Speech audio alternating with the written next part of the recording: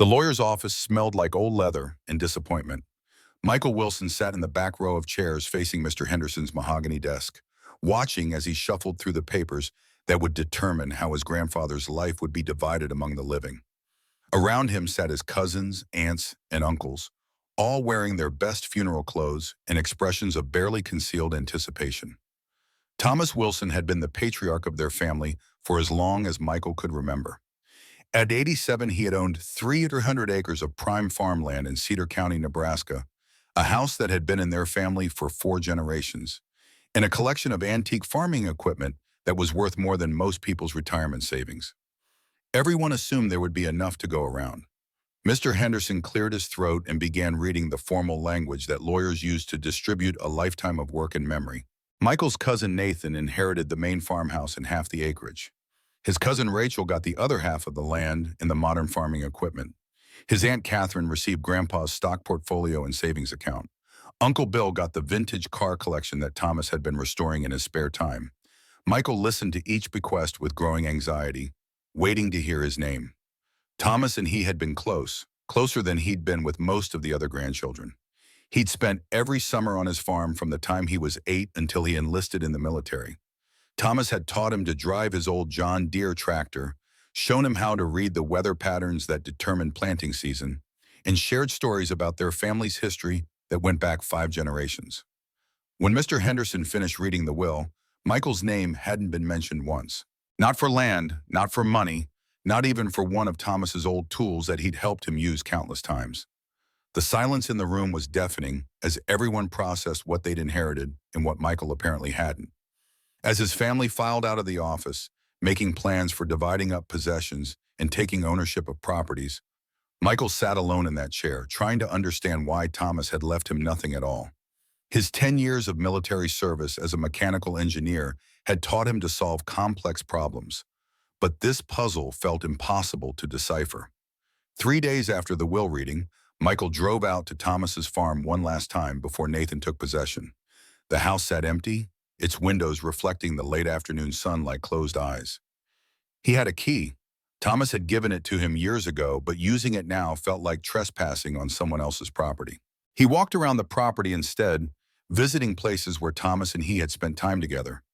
The old barn where he'd taught him to milk cows, the workshop where they'd rebuilt engines and fixed anything that broke around the farm, the vegetable garden where he'd shown him the difference between weeds and the plants they wanted to keep. Every corner of this place held memories of conversations with Thomas that had shaped who Michael had become. He'd never been a man who expressed emotions easily, but he'd shown his love through patience, through teaching, through the time he'd invested in helping Michael understand the world beyond textbooks and classrooms. Standing in the workshop, Michael remembered a conversation they'd had the previous spring. He'd been helping Thomas overhaul the engine on his 1952 Farmall tractor when he'd stopped working and looked at him with an expression he couldn't quite read. "Mike," he'd said, using his full name instead of the Mikey he'd called him since childhood, "you understand that the most valuable things a man owns aren't always the things that show up on paper, don't you?" Michael had nodded, thinking Thomas was talking about memories and family relationships. He'd continued working on the engine, but Michael could tell he had more to say. Sometimes the things that matter most are the things nobody else knows about, the things that don't get written down in wills or talked about at family dinners. At the time, Michael had thought he was being philosophical, maybe reflecting on mortality, as old people sometimes do. Now standing in his empty workshop, he wondered if Thomas had been trying to tell him something specific, something important that he'd been too young or too distracted to understand. The memory of that conversation haunted him as he drove home that evening, wondering if he'd missed something crucial in his grandfather's words. Michael had recently left the military after a decade of service, specializing in restoring and modifying vintage mechanical equipment for specialized operations. His skills were highly sought after by engineering firms, but he'd been struggling to adjust to civilian life. 3 months of interviews had yielded no job that felt right, and his longtime girlfriend Jennifer had recently ended their 5-year relationship when he'd suggested they might eventually settle somewhere rural rather than staying in the city. 2 weeks later, Nathan called with an offer that surprised Michael. He'd moved into Thomas's house and had been going through the accumulation of 8 decades of rural living. The barn was full of equipment and tools that weren't specifically mentioned in the will, and he needed help sorting through everything before the farm auction scheduled for the following month. I know this is awkward, Mike, Nathan's voice carrying the weight of family obligation, but you knew Thomas's stuff better than any of us. You spent more time out here learning about his tools and equipment. I could really use your help figuring out what's valuable and what's just junk taking up space. The invitation felt like a mercy. Michael had been struggling with a sense of disconnection from his family since the will reading, feeling like he'd been erased from Thomas's legacy. The chance to spend time on the farm again, even if it belonged to someone else now, was something. He drove out the next Saturday morning, arriving to find Nathan standing in the barn looking overwhelmed by the sheer volume of stuff that Thomas had accumulated over the years. Farm equipment from different eras was stacked and stored in every available space. Hand tools hung on pegboards that covered entire walls. Boxes of spare parts, hardware, and mysterious mechanical components filled shelves that reached to the barn's rafters. "Where do we even start?" Nathan asked, gesturing helplessly at the controlled chaos around them. Michael looked around the barn, remembering hundreds of hours he'd spent here with Thomas. Every tool had its place. Every piece of equipment had its purpose, even if that purpose wasn't immediately obvious to someone who hadn't spent years learning Thomas's organizational system. "We start with the antique equipment. That's where the real value is." Thomas had some pieces that collectors would pay serious money for. They spent the morning cataloging the most valuable pieces, and Nathan was amazed by the potential worth of equipment he'd initially dismissed as junk. Michael focused on identifying the items that would interest collectors and museums, drawing on years of knowledge that Thomas had shared with him. In the far corner of the barn, covered by a canvas tarp that had seen better years, sat Thomas's most prized piece of antique equipment, a 1898 John Deere plow that had belonged to his grandfather. Michael had heard the story of this plow dozens of times. It had broken the original sod on the land that became their family farm, and Thomas considered it the foundation of everything their family had built over the generations. Nathan had never paid much attention to the plow during family visits, but when Michael pulled off the tarp and revealed the ornate metalwork and pristine condition of the century-old implement, his eyes widened with surprise. "This thing is in incredible shape," he said, running his hand along the curved moldboard that had been polished to a mirror finish. "It looks like it was made yesterday." Michael explained how Thomas had spent countless hours maintaining the plow, not because he planned to use it, but because it represented the sweat and determination of the man who'd started their family's farming legacy. Every winter, Thomas would strip it down completely, oil every moving part, and reassemble it with the care of someone working on a priceless artifact. "This probably belongs in a museum," Nathan said, "or maybe we should keep it in the family." As they examined the plow more closely, Michael noticed something he'd never seen before. The metal base where the plow attached to the tractor tongue was secured with bolts that looked different from the rest of the hardware. They were newer, shinier, and seemed out of place on such an old implement. He knelt down to get a better look and realized that what he was seeing wasn't original equipment. Someone had modified the plow's base, adding a small metal compartment that was hidden beneath the main frame. The compartment was secured with a simple latch, but it had been painted to match the rest of the plow so perfectly that it was nearly invisible unless you knew exactly where to look. Michael's heart started beating faster as he remembered Thomas's words about valuable things that don't show up on paper. This hidden compartment couldn't be accidental, and the careful modifications suggested someone had spent considerable time creating this secret space. The discovery felt deeply personal, like a message meant specifically for someone who would understand the significance of this particular hiding place. He looked up at Nathan, who was examining other equipment and hadn't noticed Michael's discovery. Something told him this moment was meant to be private, part of a larger puzzle that Thomas had carefully constructed. Michael waited until Nathan took a break for lunch before returning to the plow. His hands were shaking slightly as he worked the hidden latch, wondering what Thomas might have concealed in such an unusual hiding place.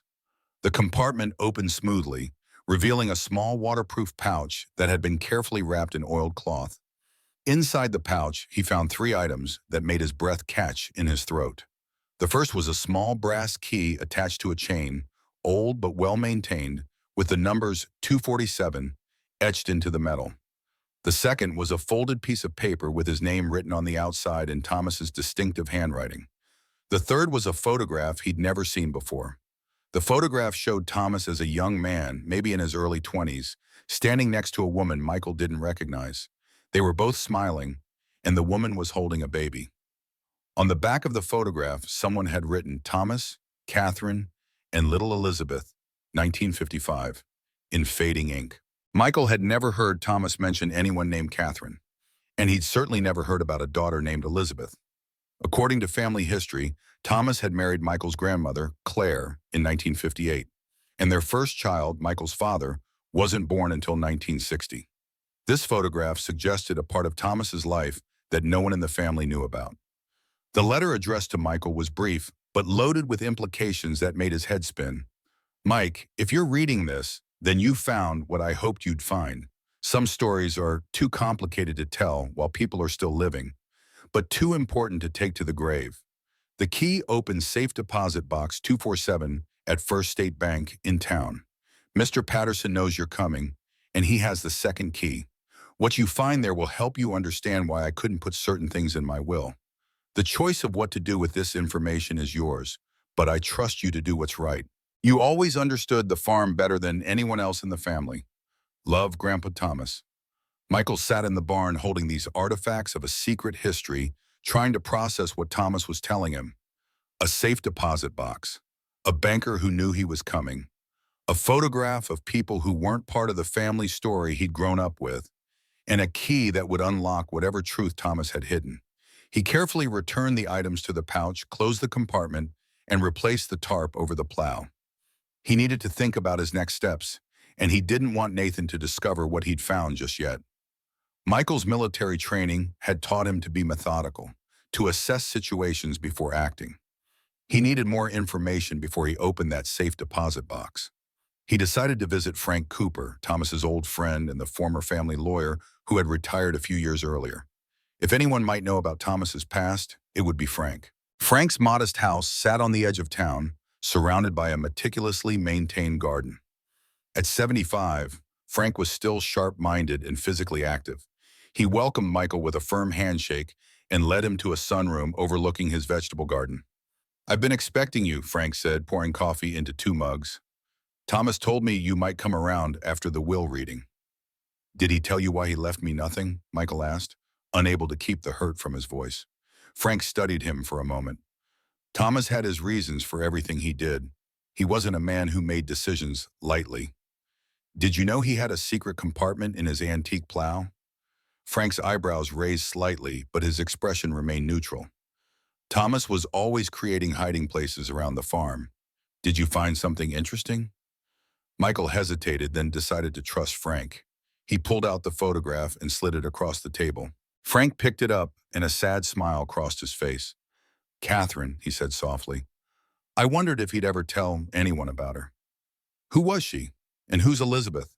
Frank leaned back in his chair. "Thomas never told you about his time in the military?" "He said he served in Korea, but he didn't talk about it much.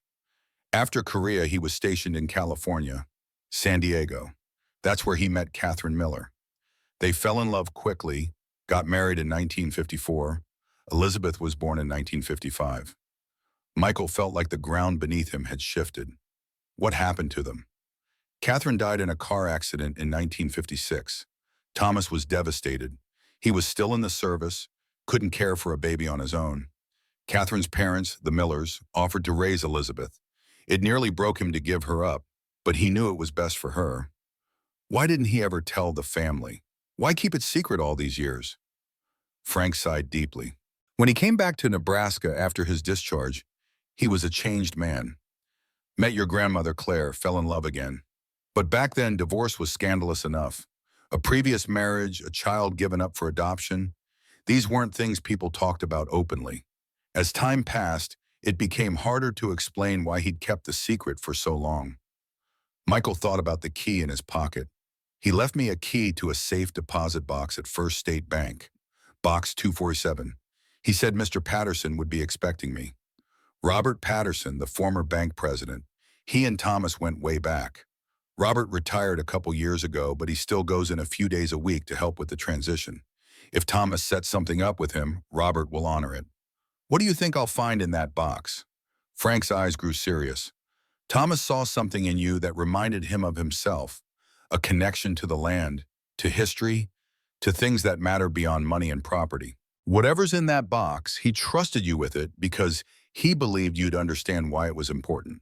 The question is, are you ready to carry whatever burden comes with that trust? The weight of the key in Michael's pocket felt heavier than ever. Thomas was the person I respected most in this world. If he thought I could handle this, then I have to trust. As Michael prepared to leave, Frank placed a hand on his shoulder. Be careful who you trust with whatever you find. There are people in this town who might not want certain stories coming to light after all these years. Michael drove to a nearby gas station to gather his thoughts before heading to the bank. He needed to process everything Frank had told him. Thomas had had another family before the one Michael knew. A wife who died young, a daughter given up for adoption. Secrets kept for over 60 years. As he pumped gas into his truck, a sleek black SUV pulled up to the adjacent pump. Nathan stepped out, his expression tense. Been looking for you, Nathan said, approaching Michael. You disappeared pretty quickly from the farm. Had some errands to run, Michael replied, keeping his voice neutral. Nathan's eyes narrowed. Find anything interesting under that tarp? Michael felt a chill. Had Nathan been watching him? Just the old plow, why? Come on, Mike. I saw you messing with something under there. What did you find? The direct question caught Michael off guard. What are you talking about? I'm talking about whatever Thomas hid for you, Nathan said, his voice harder now. I heard him talking to Frank a few months ago about some special asset that wasn't in the will, something he was leaving for you to find. Michael realized Nathan must have been spying on Thomas, perhaps worried about his inheritance. If Thomas wanted you to know, he would have told you. Whatever it is, it belongs to the family, not just to you, Nathan insisted. We're in this together. Horizon Development is offering $20 million for the farm. We could all walk away rich, but only if we can deliver clear title to everything. Horizon Development? Michael hadn't heard this name before. They want to build a luxury resort and golf course. It's a good deal, Mike, but they need all the land, including whatever Thomas might have set aside secretly. The pieces started falling into place. This wasn't just about inheritance. It was about selling off the family legacy. I need to go, Michael said, replacing the gas pump. If you find anything valuable, anything that affects the sale, we should talk about it first, Nathan called after him. We're family. We should make these decisions together. Michael drove away, his mind racing. Nathan knew something was hidden, but not exactly what. And now there was this development company in the mix, offering enough money to tempt even the most sentimental family member. First State Bank was a single-story brick building in the center of town, one of the few structures that had been standing since before Thomas was born. Michael walked in feeling oddly conspicuous, as if everyone could see the key burning a hole in his pocket. At the reception desk, he asked for Mr. Patterson. The young woman directed him to a small office in the back. Robert Patterson was a thin man in his early 80s, with a full head of white hair and alert blue eyes behind wire-rimmed glasses. You must be Michael Wilson, Patterson said, rising to shake his hand. You look just like your grandfather did at your age. You were expecting me? Michael asked. Thomas said you'd come eventually. Been waiting almost 15 years to tell you the truth. I'd started to wonder if he'd changed his mind about the whole thing. Michael pulled out the brass key. He left me this, for box 247. Patterson nodded solemnly. I have the bank's matching key. Thomas set up specific instructions.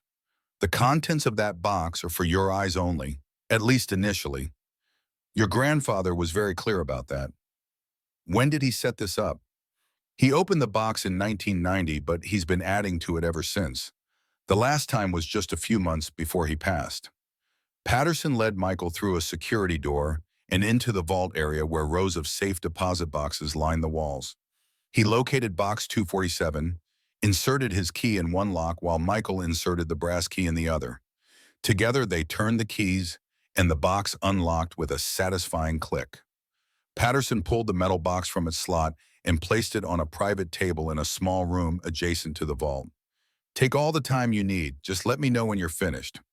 Alone with the box, Michael took a deep breath before lifting the lid.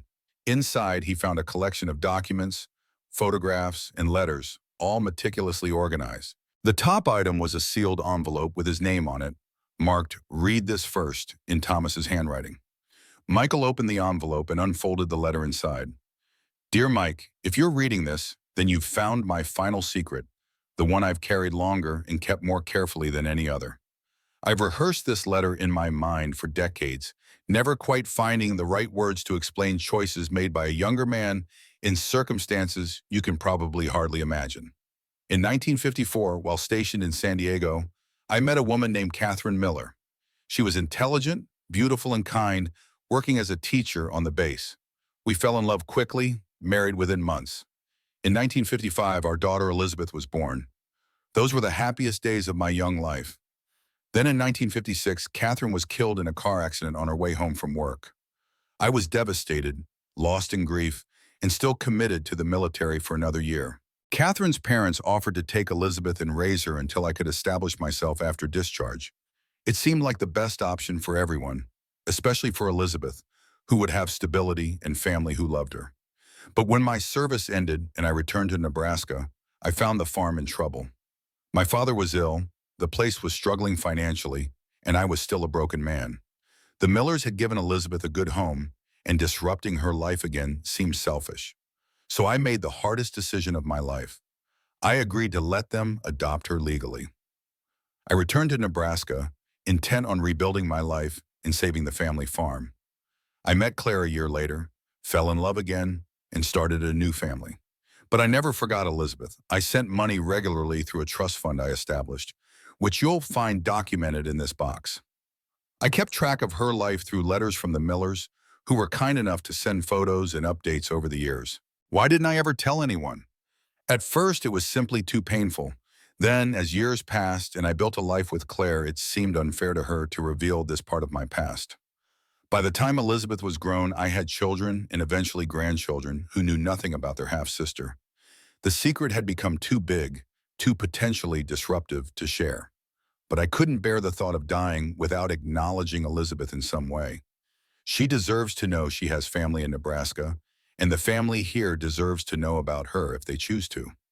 In this box, you'll find everything: marriage certificate, Elizabeth's birth certificate, adoption papers, the trust fund documents, and correspondence over the years. You'll also find the deed to 40 acres of the original homestead, the heart of the farm where everything began, that I kept separate from the main property. This land legally belongs to Elizabeth, though she doesn't know it yet. Why am I entrusting this to you, Mike? Because in all the family, you're the one who truly understands what the farm means beyond its cash value. You see the history, the connection to the past and future. You know that land isn't just property, it's a story written over generations. What you do with this information is your choice. Elizabeth Miller lives in San Diego now, retired from teaching. She's had a good life. She has children and grandchildren of her own. Her contact information is in the folder marked with her name. Whatever you decide, know that I trust your judgment. Some might say I've been a coward, keeping this secret for so long. Maybe they're right, but we all make choices we have to live with, and we all carry burdens others can't see. I didn't leave you land or money in my will because I'm leaving you something more important: the truth and the power to decide what happens to it. I love you, grandson. I always have. Thomas. Michael lowered the letter, his vision blurred by tears. The grandfather he'd thought he knew so well had carried this secret pain for decades. He began carefully examining the other contents of the box, spreading them out on the table. The marriage certificate confirmed Thomas Wilson and Catherine Miller had married in San Diego County on June 12, 1954. Elizabeth's birth certificate listed Thomas as her father. The adoption papers signed in 1957 showed Thomas had relinquished his parental rights to Robert and Margaret Miller, Catherine's parents. The trust fund documentation revealed Thomas had been setting aside money monthly since 1957. Nearly $450,000 had accumulated over the decades. There were dozens of letters between Thomas and the Millers, spanning 60 years, with photographs of Elizabeth growing up. School pictures, graduation photos, wedding photos, pictures with her own children. Most surprising was a separate deed for 40 acres of the original Wilson homestead.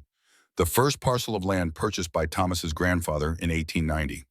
This land, which contained the original farmhouse and family cemetery, had been legally separated from the main farm property decades ago and was titled in a separate trust for Elizabeth Miller. Michael was so absorbed in the documents that he didn't notice the door opening until a voice interrupted him. "Finding everything in order, Mr. Wilson?" Michael looked up to see a well-dressed man in his mid-40s standing in the doorway. He wasn't Patterson. "I'm James Davidson, the new bank president," the man said, extending his hand. "Mr. Patterson mentioned you were accessing a long dormant box." Michael shook his hand reluctantly. "Yes, just reviewing some family documents." Davidson glanced at the papers spread across the table. "I see. Old trusts and property deeds can be quite complex. I'd be happy to have our legal team review them for you, ensure everything is in proper order." "That won't be necessary," Michael said, gathering the papers. "These are private, family matters." Davidson's smile didn't reach his eyes. "Of course, it's just that with properties changing hands, especially valuable farmland, we like to make sure all documentation is current and valid. I understand Horizon Development has expressed interest in the Wilson property." Michael felt a surge of suspicion. How did Davidson know about Horizon? And why was the bank president personally interested in these documents? "I'll keep that in mind," Michael said noncommittally. "I should mention," Davidson continued, "that older trusts sometimes contain provisions that are no longer legally enforceable, and property transfers that weren't properly recorded with the county can create complications for current owners. If there's anything here that might affect the Wilson Farms sale prospects, our bank would be obligated to ensure all parties are properly informed." The threat was thinly veiled. Davidson was fishing for information and suggesting he might interfere if he found something that complicated the Horizon deal. "I'll be sure to consult with my own attorney," Michael replied coolly. "Is there anything else?" Davidson's smile tightened. "Not at all, just offering our services. Please take all the time you need. When you're finished, Ms. Williams at the front can assist you." After Davidson left, Patterson slipped back into the room looking troubled. "I apologize for that. Davidson has been very interested in certain old accounts since he took over, particularly those connected to large land holdings. Is he involved with Horizon Development somehow?" Patterson nodded grimly. "He's on their local advisory board. Many people in town are. The promise of tourism dollars and tax revenue has turned a lot of heads." Michael understood the implications. "I need copies of all these documents." "Already prepared," Patterson said, pulling a thick envelope from his jacket. "Thomas arranged for duplicates years ago, updated regularly. These are the most recent." "Thank you," Michael said, genuinely grateful. "My grandfather was right to trust you." "Thomas Wilson was the finest man I ever knew," Patterson said simply. "Whatever he entrusted to you, he had good reason." Michael carefully replaced the original documents in the safe deposit box, keeping only Thomas's letter to him. He secured the box of copies in his backpack and thanked Patterson again before leaving through a side door, avoiding the main lobby where Davidson might be waiting. In his truck, Michael sat for a moment, absorbing everything he'd learned. His grandfather had a whole other life that no one in the family knew about. A first love, a daughter, a secret he'd maintained for over 60 years. And now that secret was Michael's responsibility. He drove to the small motel on the edge of town where he'd been staying, his mind racing with questions. What should he do with this information? Should he contact Elizabeth? Tell the family? What about the 40 acres that legally belonged to Elizabeth but that Nathan was planning to sell to Horizon? When he reached his room, Michael immediately sensed something was wrong. The door was slightly ajar, though he distinctly remembered locking it. Cautiously, he pushed it open to find his room had been searched. His clothes were disturbed, his laptop was open on the bed, and his duffel bag had been emptied onto the floor. He quickly checked his backpack. The document copies were still there. Whoever had searched his room hadn't found what they were looking for. As he began to gather his scattered belongings, there was a knock at the door. Sheriff Reynolds stood outside, his weathered face solemn beneath his department hat. Reynolds had been the county sheriff for as long as Michael could remember. "Evening, Mike," Reynolds said. "Got a call from the bank. Mr. Davidson claims you may have removed confidential documents without authorization." "That's not true," Michael replied. "I accessed my grandfather's safe deposit box with proper authorization and keys. Mr. Patterson can confirm that." Reynolds nodded slightly. I figured as much. Davidson's been throwing his weight around since he took over the bank. He lowered his voice. Listen, son, I need to tell you something, but not here. Can you meet me at Frank Cooper's place in Millfield? It's about 30 minutes from here. Frank's? Why there? Because Thomas told me years ago that if you ever started asking questions about the safe deposit box, I should make sure you talk to Frank.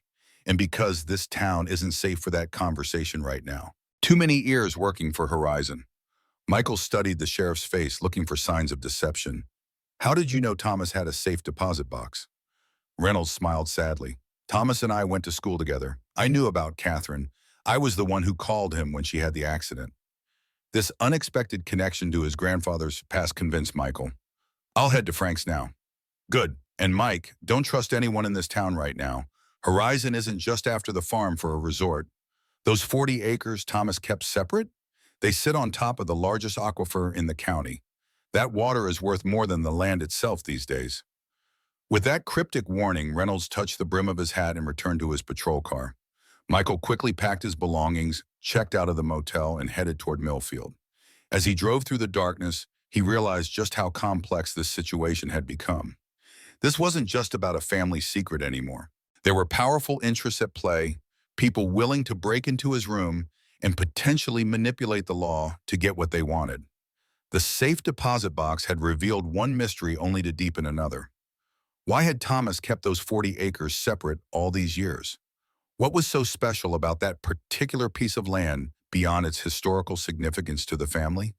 And most importantly, what was Michael supposed to do now with the truth he'd uncovered? A truth that could change his family forever and potentially stop a multi-million-dollar development in its tracks. Thomas's words from the letter echoed in his mind. You know that land isn't just property. It's a story written over generations. Michael was beginning to understand that he wasn't just inheriting a secret. He was inheriting a responsibility to that story and all the people connected to it, past and present. As his headlights cut through the Nebraska night, Michael felt the weight of that responsibility settling onto his shoulders. Whatever came next, he knew one thing for certain. Nothing would ever be the same. Frank Cooper's house in Millfield was a modest craftsman with a deep porch and towering oak trees in the yard. It sat on the outskirts of town, providing privacy without isolation. When Michael arrived, both Frank and Sheriff Reynolds were waiting for him in the kitchen, a pot of coffee brewing on the counter. You look like you've seen a ghost, Frank said, pushing a mug of coffee toward Michael.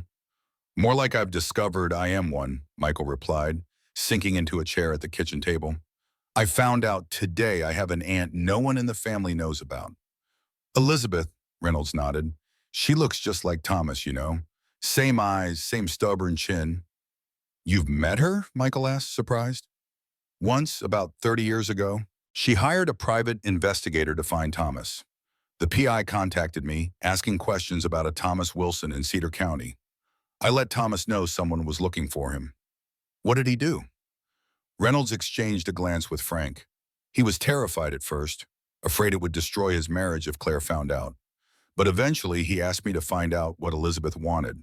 Turned out she just wanted to know about her biological father, wasn't looking to disrupt anyone's life. Frank opened a filing cabinet in the corner of the kitchen and pulled out a thick folder. Thomas asked me to keep these safe, separate from the bank box. He was always worried about the wrong people finding out before the right time. He spread additional documents across the table. Thomas's military records, old letters between Thomas and Catherine, medical records from Catherine's accident, and a series of private investigator reports tracking Elizabeth's life over the decades. Thomas hired his own PI after Elizabeth reached out, Frank explained. Wanted to make sure she was okay, that she had a good life. He never interfered, but he kept tabs on her. The original marriage certificate, Michael murmured, examining a document dated 1954. And Elizabeth's birth certificate. Thomas Wilson and Catherine Miller, parents of Elizabeth Miller Wilson, born April 17, 1955. Catherine died just after Elizabeth's first birthday, Reynolds said quietly. Rainy night, slick roads, nothing Thomas could have done. As Michael continued examining the documents, he found something unexpected. Recent correspondence between Thomas and Elizabeth dating back to 2005, after Claire had passed away. They were in contact? Michael asked, stunned. Frank nodded. After Claire died, Thomas felt free to reach out directly. They met several times over the years. He'd fly to California, tell everyone he was going fishing with old army buddies. Why didn't he ever tell the family? Why keep it secret even after he and Elizabeth reconnected? By then, the secret had grown roots too deep to easily pull up, Frank said. Thomas worried about how your father and his siblings would react to learning they had a half-sister who'd been kept secret for 50 years. He worried about dividing the family, about people feeling betrayed. Michael found a letter from Elizabeth to Thomas, dated just 2 years earlier. Dear Dad, thank you for the wonderful visit last month. Emma was so excited to meet you, even though we maintained our cover story that you're just an old family friend. She's thriving at the University of Nebraska, top of her class in sustainable agriculture. I see so much of you in her, the same thoughtful approach to problems, the same reverence for the land. Sometimes I wonder how different life might have been if fate had allowed us to know each other properly from the beginning. But I've made peace with our strange, secret relationship.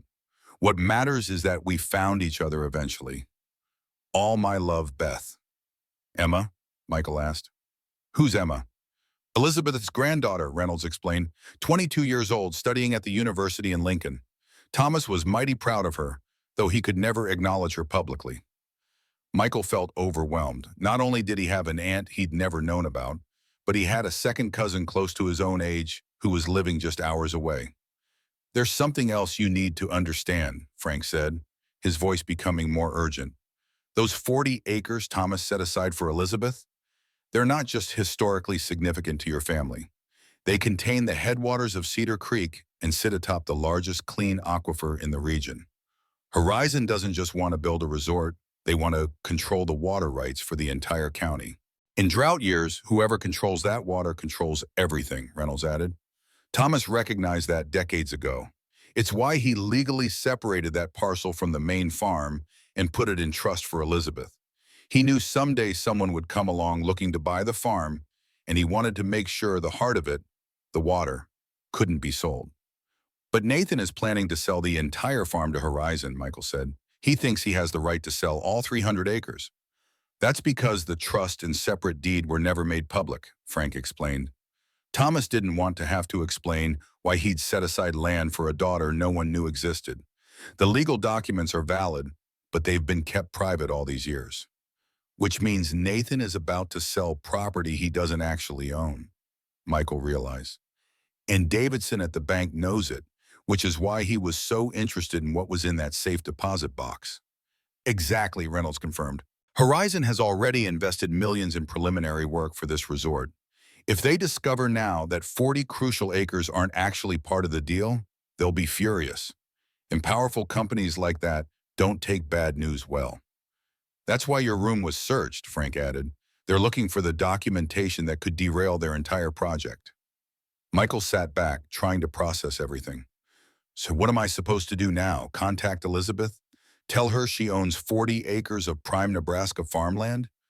Tell my family they have a relative they've never met who's about to derail a multi-million-dollar sale? Frank placed a hand on Michael's shoulder. Thomas believed you'd know what to do when the time came. That's why he left these breadcrumbs for you to follow. He trusted your judgment. But why me? Why not tell my father or one of his siblings? Because you're the only one who ever truly listened when Thomas talked about the meaning of the farm, Reynolds said simply. The others saw it as land, as an asset. You saw it the way Thomas did, as a legacy, a responsibility. The weight of that trust felt enormous. Michael stared down at the documents spread across the table. The physical evidence of secrets kept for decades, of choices made and paths not taken, of a family history far more complex than he'd ever imagined. I need to talk to Elizabeth, he finally said, and I need to meet Emma. Before I make any decisions about what to tell the family or how to handle the Horizon situation, I need to understand who these people are. My people, apparently. Frank nodded approvingly. Thomas would agree with that approach. Take it one step at a time. There's just one problem, Reynolds interjected. Nathan and Davidson won't sit idle while you sort this out. They're pushing to close this deal quickly. The town council is voting on the final zoning changes for the resort in less than a month. Then I need to move quickly, Michael said, gathering the documents. Can I stay here tonight, Frank? I don't think it's safe to go back to town. Of course. And tomorrow I think you should call Elizabeth. Start there. That night, Michael lay awake in Frank's guest room, staring at the ceiling, his mind racing. The grandfather he'd idolized had lived a double life for decades. The farm he'd loved since childhood contained secrets he'd never suspected. And somewhere in California was a woman who shared his blood, but not his name, who had a right to part of his family's legacy. Thomas's words from their last conversation echoed in his mind. The most valuable things a man owns aren't always the things that show up on paper. Now Michael understood what he'd meant. Thomas hadn't left him land or money in the will because he'd left him something far more valuable, the truth and the responsibility that came with it. As dawn broke over the Nebraska plains, Michael made his decision. He would call Elizabeth today. Whatever came next, he would face it with the same courage Thomas had shown throughout his complicated life. Some legacies weren't measured in acres or dollars, but in the strength to do what was right, even when it was difficult.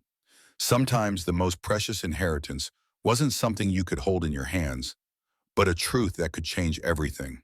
And Michael was beginning to understand that in leaving him this particular legacy, Thomas had actually left him the greatest gift of all. Morning light streamed through the curtains as Michael sat at Frank's kitchen table. Phone in hand, Elizabeth Miller's number displayed on the screen. His finger hovered over the call button for several long moments before he finally pressed it. Each ring seemed to last an eternity. Hello? A woman's voice, warm and slightly cautious, answered. Elizabeth Miller? Michael's mouth felt suddenly dry. Yes, this is she.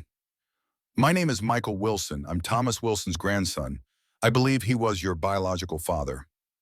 A long silence followed, and for a moment Michael thought the connection had been lost. Then he heard a soft intake of breath. I've been waiting for this call for 30 years, Michael. I just didn't know which of Thomas's grandchildren would eventually make it. The calm certainty in her voice caught Michael off guard. You knew about us? Of course, Thomas showed me pictures every time we met. He was so proud of all of you, especially you. He said you were the one who truly understood the farm. Michael struggled to reconcile this reality with everything he'd believed about his grandfather. We had no idea about you. I only found out 2 days ago. I know, Elizabeth said gently. That was our agreement, Thomas, Claire, and I. We decided long ago that bringing our worlds together while they were still alive would only create unnecessary pain. Claire knew about you. Michael's surprise grew with each revelation. Since 1980, she found some of Thomas's letters from my adoptive parents. Instead of confronting him with anger, she reached out to me privately. We met once, just the two of us. She was an extraordinary woman, your grandmother. Michael felt as if the foundations of his family history were shifting beneath him. Why didn't they ever tell us? The longer a secret is kept, the harder it becomes to reveal, Elizabeth said. By the time I found Thomas in the early 90s, he and Claire had built an entire life together. They had children who were adults, grandchildren they adored. Revealing my existence would have forced everyone to re-examine decades of family history. So you and Thomas met in secret? After Claire passed away in 2005, yes. A few times a year, he would visit California supposedly to go fishing with old army buddies. We'd spend a few days together getting to know each other. It wasn't enough, but it was something. Michael took a deep breath. There's more to this situation than just family history. Thomas left 40 acres of the original homestead in trust for you, land that my cousin Nathan is currently trying to sell, to a development company, not knowing it's legally yours. Now it was Elizabeth's turn to be surprised. I had no idea Thomas had left me any part of the farm. He never mentioned it during our visits. It's the original 40 acres where the family first settled. It includes the old homestead and the family cemetery.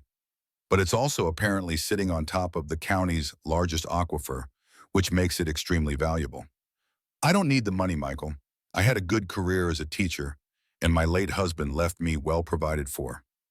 It's not just about money, Michael explained. This development company, Horizon, wants to build a luxury resort. They're pressuring the town with promises of jobs and tax revenue. But controlling that water could give them power over the entire region in the long term. Elizabeth was quiet for a moment. Thomas always said the heart of the farm was where the water came from, that his grandfather chose that specific spot to build because he understood water was more valuable than gold in farming country. There's something else, Michael said, deciding to share everything. Your granddaughter, Emma. She's studying at the University of Nebraska. Yes, she's in her final year of sustainable agriculture. How did you know about Emma? I found a letter you wrote to Thomas mentioning her. She doesn't know about her connection to our family? No, I've respected Thomas's wishes about keeping these worlds separate. Emma knows she was adopted into the Miller family, but she doesn't know her biological great-grandfather was a Nebraska farmer named Thomas Wilson. Michael considered his next words carefully. I'd like to meet her, if that's possible, without revealing our connection yet. She might have insights about the land that could help. Her studies in sustainable agriculture could be valuable in finding an alternative to selling to Horizon. She'd love to talk about sustainable farming practices, Elizabeth said with a laugh. It's practically all she talks about these days. I could call her, say an old family friend's grandson is interested in her research. That would be perfect. Michael, Elizabeth's voice grew serious. What are you planning to do about all this? About the family secret, the land, everything? I'm not entirely sure yet, he admitted, but I know I need to understand all the pieces before I make any decisions. Meeting Emma is part of that. I also need to figure out how to approach my family with this information. Whatever you decide, I want you to know that I'm not looking to disrupt anyone's life or claim anything that isn't mine. Thomas and I made our peace with our unusual relationship. I'm just grateful to finally speak with someone else in the family. After they finished their call, Michael sat staring at the phone, processing everything Elizabeth had shared. The story was even more complex than he'd imagined. Not only had Thomas maintained this secret relationship for decades, but Claire had known and apparently accepted of it. They had created an elaborate fiction that had protected both families from painful truths. Frank entered the kitchen and poured himself coffee. How did it go? It's complicated, Michael said, explaining what he'd learned from Elizabeth. I'm going to meet her granddaughter Emma at the university today. Elizabeth is calling her now to set it up. Good first step, Frank nodded approvingly. But be careful. Nathan might be having you followed. I thought of that. I'm going to take back roads to Lincoln, just to be safe. Michael spent the 2-hour drive to the University of Nebraska rehearsing what he would say to Emma. How much could he share without revealing their family connection? How could he gain her trust and insights without feeling like he was manipulating her? The agricultural campus was bustling with activity when he arrived. Students moved between modern glass buildings and experimental growing fields, where research crops grew in neat rows. Michael followed Elizabeth's directions to the Sustainable Agriculture building, where Emma would be finishing a lab session. He spotted her immediately as she exited the building, recognizing her from the description Elizabeth had provided. Emma Miller was in her early 20s, with light brown hair pulled back in a practical ponytail. She wore jeans, boots, and a flannel shirt rolled up at the sleeves, practical clothes for someone who worked with soil and plants. But what struck Michael most was her confident stride and the animated way she spoke to the classmates walking in beside her. Emma? He called as he approached. She turned, curious. You must be Michael. Grandma Beth called about you. Thanks for making time to meet me, he said, extending his hand. No problem. She said you were interested in sustainable practices for family farms. That's basically my obsession. Her smile was open and genuine. They walked to a campus cafe where Emma immediately launched into passionate explanations of her research while Michael listened, fascinated not just by the content but by her enthusiasm. Most people don't understand that soil isn't just dirt. It's a living ecosystem, she explained, sketching diagrams on a napkin. Industrial farming treats it like an inert medium, but traditional family farms often develop practices that naturally preserve soil health without even realizing the science behind it. My grandfather was obsessive about crop rotation and letting fields rest, Michael said. He refused to use certain chemical fertilizers even when everyone else was adopting them. Smart man, Emma nodded approvingly. Those older farmers often had generational knowledge that science is only now catching up to. They understood their specific land in ways no textbook could teach. As Emma continued explaining her research on water conservation and natural pest management, Michael was struck by how much she reminded him of Thomas. The same thoughtful consideration, the same reverence for the land and its processes. I'm actually working on a case study about integrating tourism with sustainable farming, Emma mentioned. Creating experiences where people can connect with food sources while generating additional revenue for family farms. Michael leaned forward, suddenly very interested. What kinds of experiences? Farm-to-table dining, educational programs, even luxury accommodations in converted farm buildings. People will pay premium prices for authentic rural experiences if they are done well. It creates a revenue stream that doesn't depend entirely on crop yields and market prices. That sounds like it could be a viable alternative to selling farmland for development, Michael suggested. Emma's expression darkened. Absolutely. I've seen too many family farms sold off for subdivisions or commercial development. Once that agricultural heritage is gone, it's gone forever. What if, Michael said carefully, you had a chance to apply these ideas to a real farm, a historic property that's at risk of being sold to developers? Emma's eyes lit up. I'd love that opportunity. My thesis project requires a real-world application component. The farm I'm thinking of is about 300 acres in Cedar County, been in the same family for 4 generations. It has historic buildings, antique farm equipment, and importantly, its own water source. Sounds ideal, Emma said. Is this your family's farm? Michael nodded. My grandfather passed away recently. My cousin inherited most of it and is considering selling to a resort developer. That's a shame, Emma said, genuine disappointment in her voice. Farms with that kind of history should be preserved if possible.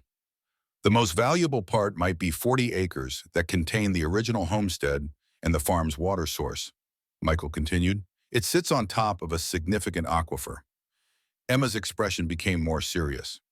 Water rights are becoming the most valuable asset in agricultural communities, especially with climate change. Whoever controls water essentially controls the future of the surrounding area. For the next hour, Emma outlined how a historic farm could be transformed into a sustainable agricultural center with educational programs, tourism components, and working demonstration fields. Her vision was practical yet innovative, preserving the essential character of the farm while making it economically viable. This isn't just theory, she insisted. There are successful models of this approach throughout the Midwest.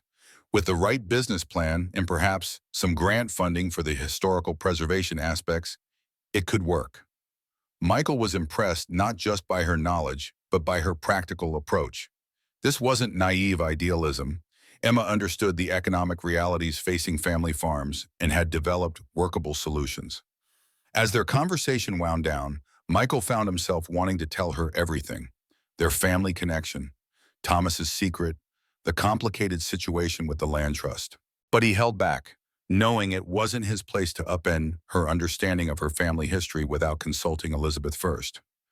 Would you be interested in seeing the farm sometime? He asked instead. Your expertise could be valuable in developing an alternative proposal to counter the resort plan. I'd love that, Emma said enthusiastically. My schedule is flexible on weekends.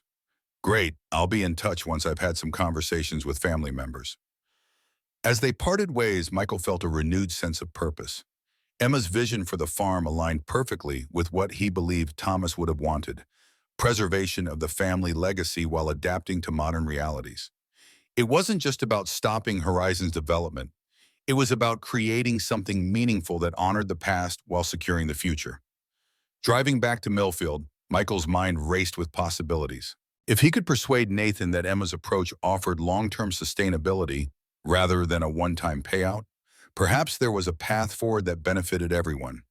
But first, he needed to address the legal reality of the 40 acres that belonged to Elizabeth. When he returned to Frank's house, he found Sheriff Reynolds waiting with Frank in the kitchen, both men looking concerned. What's happened? Michael asked immediately.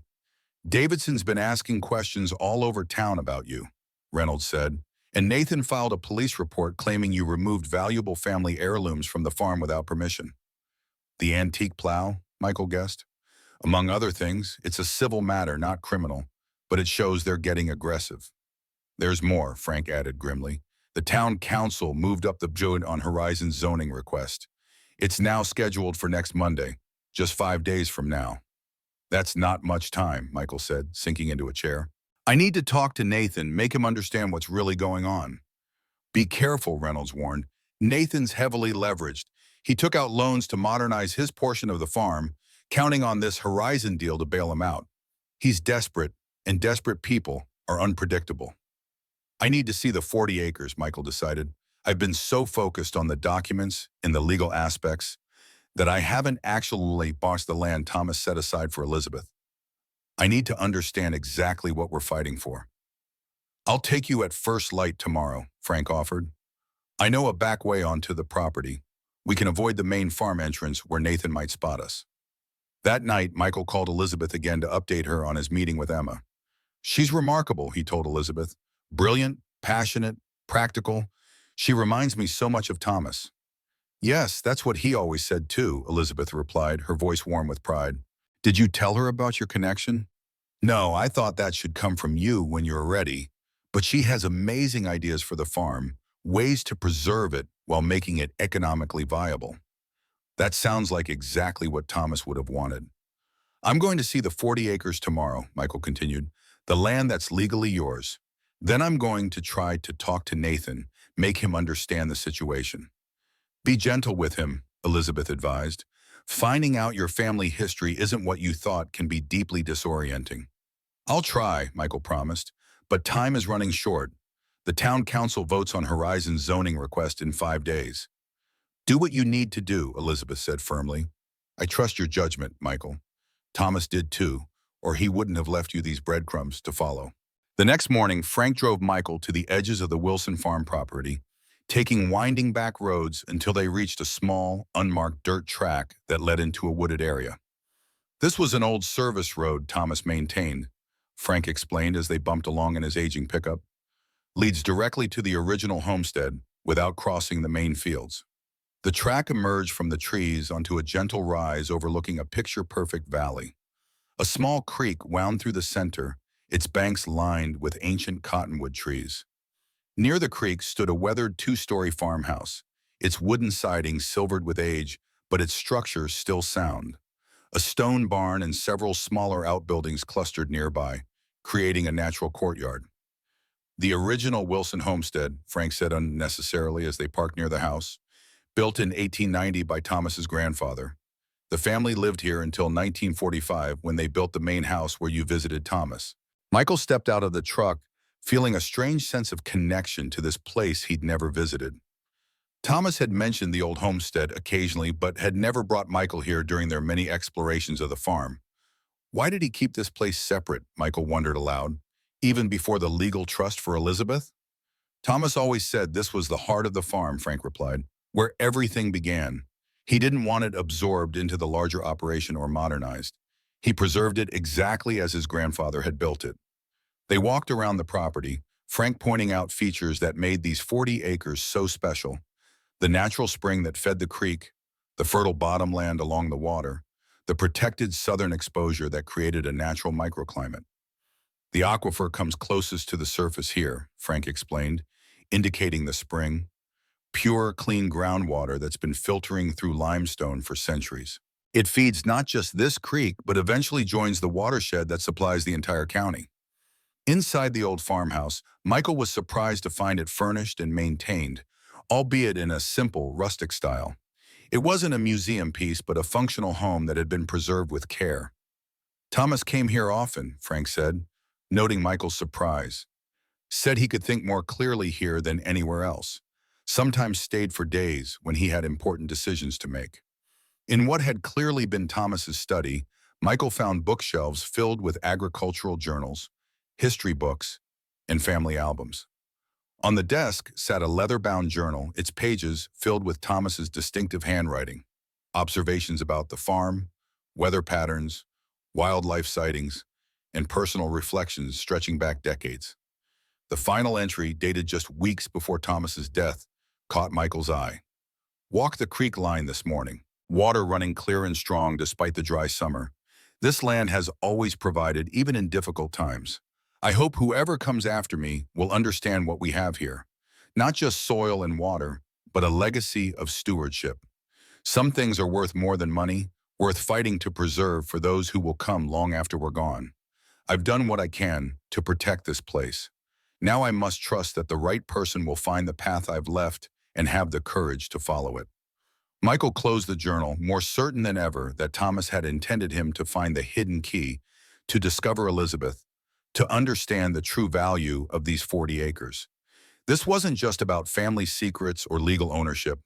It was about protecting something precious that Thomas had preserved for future generations. I need to show this place to Emma, Michael said suddenly. She needs to see what we're trying to save. And Nathan, Frank added. He needs to understand what he's really selling. Can you get Emma here tomorrow? Michael asked. I'm going to talk to Nathan today. Try to make him understand the legal reality of the situation. But whether he accepts it or not, I want Emma to see this place, to help us figure out how to protect it. Frank nodded. I'll call Elizabeth, arrange for Emma to drive out. What about the rest of your family? Your father, the other cousins? Michael considered this. Not yet. First Nathan, then Emma, one step at a time. They drove back to Millfield so Michael could borrow Frank's car for the drive to Nathan's house. Nathan had built a modern home on the edge of town 5 years earlier, part of his effort to separate his identity from the farm while still managing his portion of it. As Michael pulled into the driveway, he saw Nathan's truck parked outside, confirming he was home. Taking a deep breath, Michael approached the front door and rang the bell. Nathan opened it, his expression shifting from surprise to wariness when he saw Michael. Didn't expect to see you. Heard you've been asking a lot of questions around town. We need to talk, Nathan. About the farm, about Thomas, about things neither of us knew. Nathan hesitated, then stepped back. Come in. But if this is some attempt to derail the Horizon deal, you're wasting your time. The contracts are already drawn up. Inside, Nathan's house was sparsely furnished, with moving boxes stacked in corners. Michael noticed a for sale sign leaning against the wall, not yet placed in the yard. Planning to move? Michael asked. Nathan shrugged uncomfortably. The Horizon deal includes a position for me managing their agricultural tourism programs. They're setting me up with housing near the resort. Sounds like they've got everything planned out, Michael observed. It's a good deal, Mike. Better than watching the farm slowly fail year after year. Nathan's voice held a defensive edge. Not everyone can afford to indulge in nostalgia about the good old days. This isn't about nostalgia, Michael said evenly. It's about facts you don't have. Legal facts that affect the sale you're trying to make. Nathan's expression hardened. What are you talking about? Thomas left 40 acres of the original homestead in a separate trust. It's not legally part of the property you inherited. That's ridiculous. The entire 300 acres was listed in the estate inventory. No, Nathan. 260 acres were in the estate. The original 40 acres around the old homestead were placed in a separate trust decades ago. I've seen the legal documents. Nathan's face flushed with anger. If this is some trick to try to claim part of the farm for yourself, it's not for me, Michael interrupted. Thomas left those 40 acres to someone else, someone the family doesn't know about. What are you talking about? Who? Michael took a deep breath. Thomas had another family before he met Grandma Claire, a wife named Catherine who died in 1956, and a daughter named Elizabeth who was raised by her grandparents. Nathan stared at him in disbelief. That's impossible. Grandpa would have told us something that important. I thought so too. But I've seen the marriage certificate, the birth certificate, photographs, letters spanning 60 years. Elizabeth Miller is Thomas's daughter, and he left the original 40 acres of the farm to her in a legal trust established decades ago. Nathan sank into a chair, the color draining from his face. This can't be happening. The Horizon deal closes next week. They've already invested millions in preliminary work. The deal can't include land Thomas didn't legally own, Michael said gently. And that's not all. Those 40 acres contain the main water source for the entire property, the aquifer access point. Without water rights to that section, the resort plan isn't viable. Why are you doing this? Nathan demanded, anger replacing shock. Why dig up ancient history and ruin everything? I'm not trying to ruin anything. I'm trying to honor Thomas's wishes and protect the farm he loved. There are alternatives to selling to Horizon. Like what? The farm loses money every year. The equipment is outdated. The infrastructure needs massive investment. Where is that money supposed to come from? I met Elizabeth's granddaughter, Emma. She's studying sustainable agriculture at the university. She has innovative ideas for making the farm economically viable while preserving its character. Nathan laughed bitterly. So now some college student I've never met is going to save the family farm with theories and good intentions? That's not how the real world works, Mike. It's not just theories. She's developed practical approaches that have worked for other historic farms. Combining traditional agriculture with tourism, education, farm-to-table dining experiences. And this magical transformation requires what kind of initial investment? Michael hesitated. I don't have specific numbers yet, but the 40 acres in Elizabeth's trust could be the cornerstone of the project. The historic buildings, the water source, the original homestead, these are assets that could qualify for preservation grants and cultural tourism funding. Nathan stood and paced the room, running his hands through his hair in frustration. You don't understand my situation, Mike. I'm leveraged to the hilt. I borrowed heavily to modernize my operation, and those loans are coming due. Without the Horizon money, I could lose everything. Not just the farm, but this house, my savings, everything. For the first time, Michael understood the depth of Nathan's financial desperation. This wasn't just about selling family history for profit. It was about survival. Let me bring Emma out to the farm tomorrow, Michael suggested. Let her see the place, develop a proper proposal. If it's not viable, we'll know soon enough. But at least give this alternative a chance before committing to Horizon. Nathan looked skeptical. And what about this Elizabeth person, Thomas's secret daughter? Is she going to swoop in and claim her 40 acres, breaking up the farm that's been in our family for generations? Elizabeth isn't looking to disrupt anyone's life. She didn't even know Thomas had left her the land until I told her. But legally, those acres are hers. We need to work with that reality, not against it. After a long moment, Nathan nodded reluctantly. Fine. Bring your agriculture student out tomorrow. But I'm not making any promises, and I'm not canceling my meeting with Horizon. They need to know about this complication. Fair enough, Michael agreed, relieved to have gained at least this small concession. And Nathan, there's one more thing you should know. Elizabeth is coming to town next week. I think you should meet her. She's family, whether we knew about her or not. One revelation at a time, Mike, Nathan said wearily. Let me process the fact that Grandpa had a secret daughter before you start planning family reunions. As Michael drove back to Millfield, he reflected on the complexity of the situation. Nathan's financial predicament added another layer of urgency to finding a viable alternative to the Horizon development. It wasn't enough to simply block the sale. They needed a solution that addressed the economic realities facing the farm. He called Elizabeth to update her on his conversation with Nathan and his visit to the 40 acres. It's beautiful, Elizabeth. Peaceful in a way that's hard to describe. I can see why Thomas wanted to preserve it exactly as it was. He sent me pictures over the years, Elizabeth said, but I've never seen it in person. That will change soon, I suppose. Are you still planning to come next week? Yes, I've booked a flight for Sunday. Emma doesn't know I'm coming. I thought it might be time to tell her the truth about her connection to the Wilson family. How do you think she'll react? Elizabeth sighed. Emma has always known she was adopted into the Miller family. She's been curious about her biological roots, but respectful of privacy. I think she'll be surprised, but ultimately pleased to discover this connection to the land she loves so much. I'm bringing her to see the 40 acres tomorrow, Michael said. Frank is arranging it. I won't tell her about your relationship to our family, that should come from you, but I want her to see the place, to understand what we're trying to protect. Thank you, Michael, for everything you are doing. Thomas was right to trust you with this. That night, Michael couldn't sleep. He kept thinking about the journal he'd found in the old farmhouse, about Thomas's final entry with its references to stewardship and courage. Had Thomas known even then how complicated this situation would become? Had he anticipated the conflict between preservation and economic necessity that now faced the family? In the darkness, Michael remembered something Thomas had often said when teaching him about farming.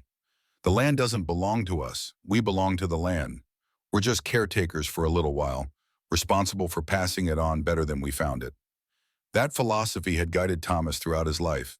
It had probably informed his decision to legally protect the original 40 acres. ensuring they couldn't be sold or developed. And now it was up to Michael to honor that vision while finding a path forward that served the needs of the present. As dawn broke over the Nebraska plains, Michael felt a renewed sense of purpose. Today he would show Emma the heart of the Wilson farm. Together, perhaps they could find a way to preserve Thomas's legacy while creating a sustainable future for the land he had loved so deeply. The solution wouldn't be simple or easy.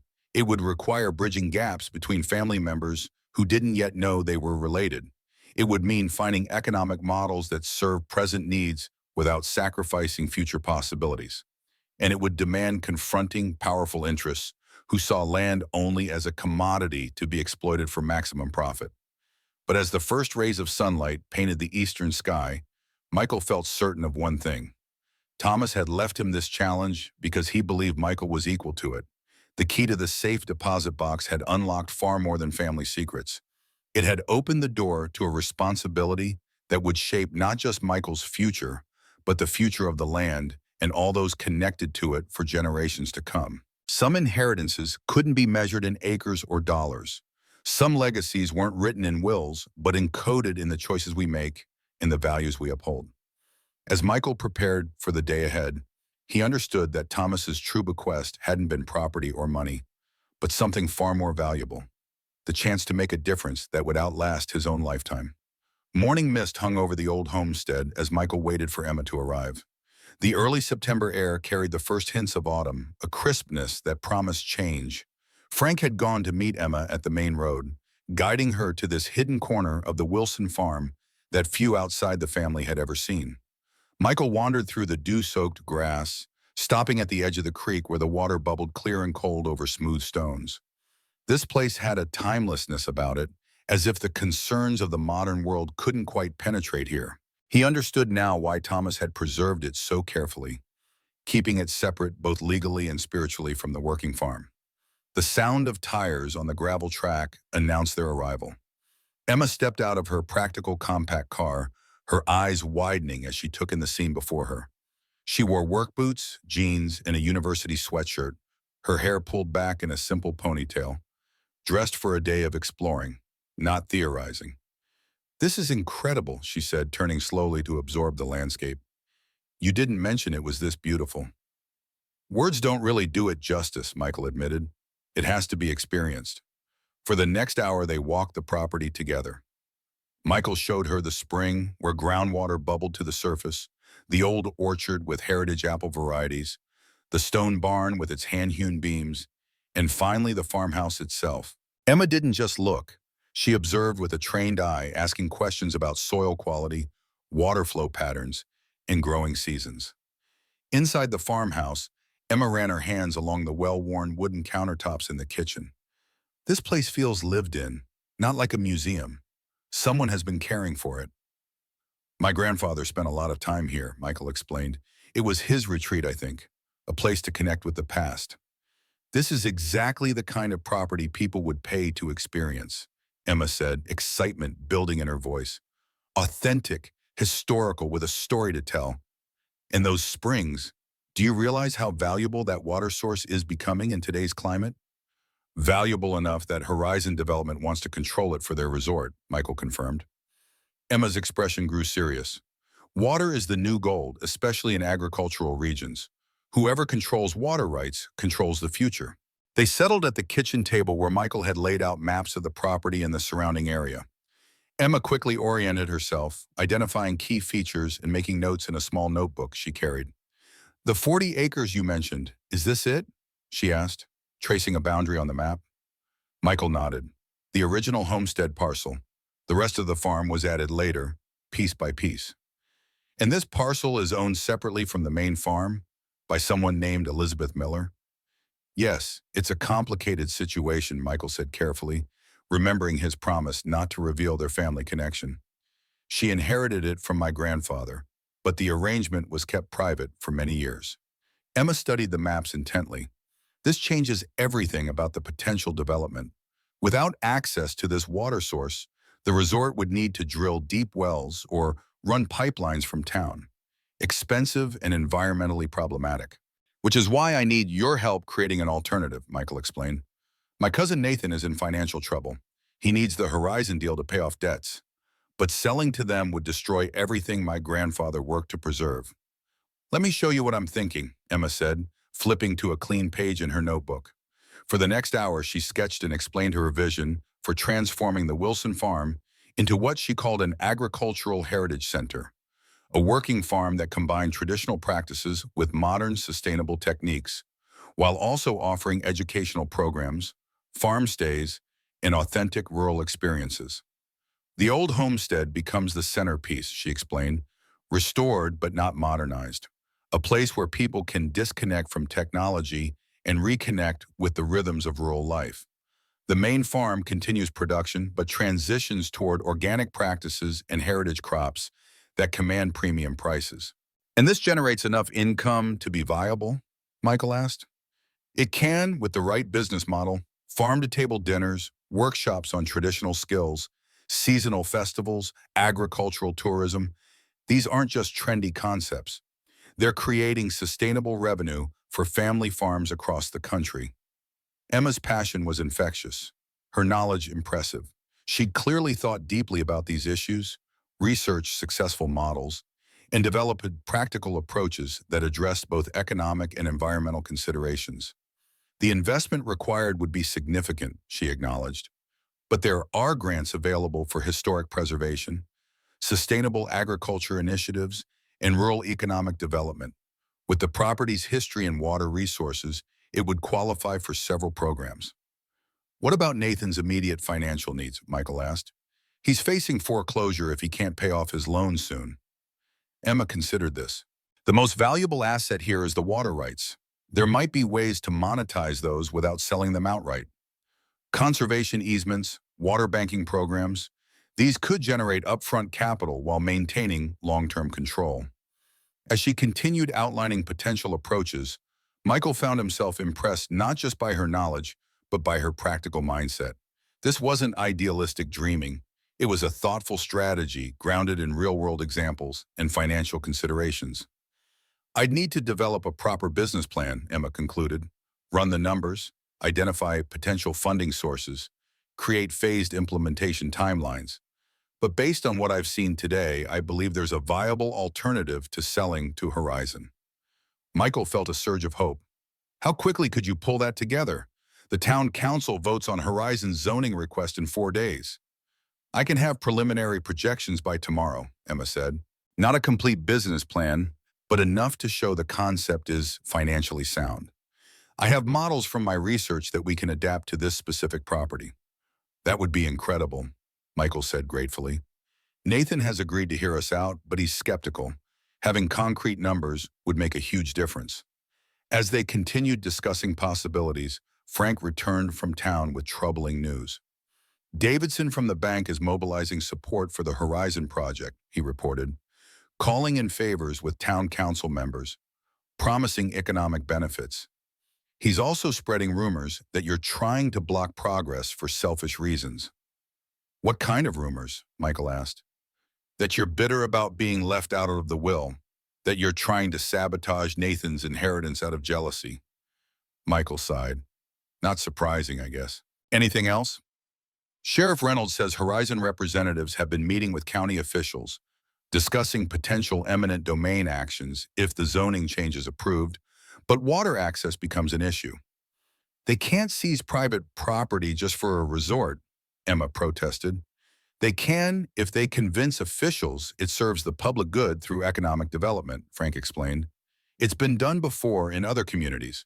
Not easy, but possible with enough political pressure and legal maneuvering. This new threat added urgency to their planning. If Horizon was already exploring eminent domain options, they clearly recognized the critical importance of the 40 acres and were prepared to fight for them through any means necessary. We need to move quickly, Michael decided. Emma, how soon can you start on those projections? I'll begin right away, she said. I can work here if that's okay. The setting will help me visualize the possibilities. Perfect. I need to update Elizabeth on these developments and then meet with Nathan again. He needs to understand what we're up against. After Emma settled in at the farmhouse kitchen table with her laptop and notes, Michael stepped outside to call Elizabeth. Horizon is playing hardball, he explained after updating her on the morning's events. They're exploring eminent domain options if they can't buy the water rights directly. Can they really do that?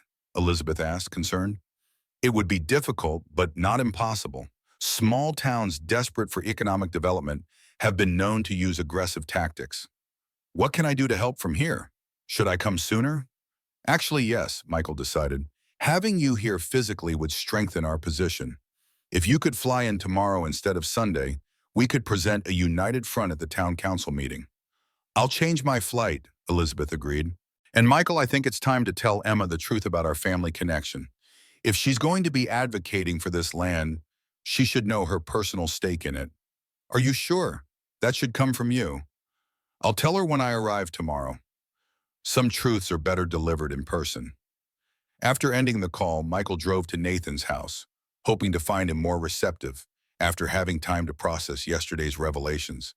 Instead, he found Nathan packing boxes, his movements angry and hurried. "You've got a lot of nerve showing up here," Nathan said when Michael entered. "Do you have any idea what you've done? Horizon is threatening to pull out of the deal entirely because of the uncertainty around the water rights." "Nathan, we need to talk about—" "No, you need to listen," Nathan interrupted. "I just got off the phone with the bank. If this deal falls through, they're initiating foreclosure proceedings next week. Everything I've worked for, gone. And for what? So you can play hero and save Grandpa's precious legacy?" Michael took a deep breath, reminding himself that Nathan's anger came from fear. "I understand you're in a difficult position. That's why I'm here. Emma is working on financial projections for an alternative approach that could address your immediate needs while preserving the farm. More fairy tales about farm-to-table dinners and city folks paying to collect eggs? It's not a fairy tale. It's a business model that's working for farms across the country, and there may be ways to monetize the water rights without selling them outright." Nathan's skepticism was evident, but financial desperation made him willing to listen. Michael outlined Emma's preliminary ideas, emphasizing the potential for immediate capital through conservation easements and grant programs. "And who exactly is this Emma person?" Nathan asked. "Why is she so invested in saving our family farm?" Michael hesitated, respecting Elizabeth's wish to reveal their relationship herself. "She's a graduate student in sustainable agriculture. This is her area of expertise. And she's doing all this out of the goodness of her heart? She's passionate about preserving family farms and agricultural heritage, and she's using this as a case study for her thesis project." Nathan seemed unconvinced but too exhausted to argue further. "Fine. When will these magical financial projections be ready?" "Tomorrow. Elizabeth Miller is also flying in tomorrow. I think you should meet her, Nathan, hear her perspective on this situation." "Thomas's secret daughter," Nathan said, shaking his head in disbelief.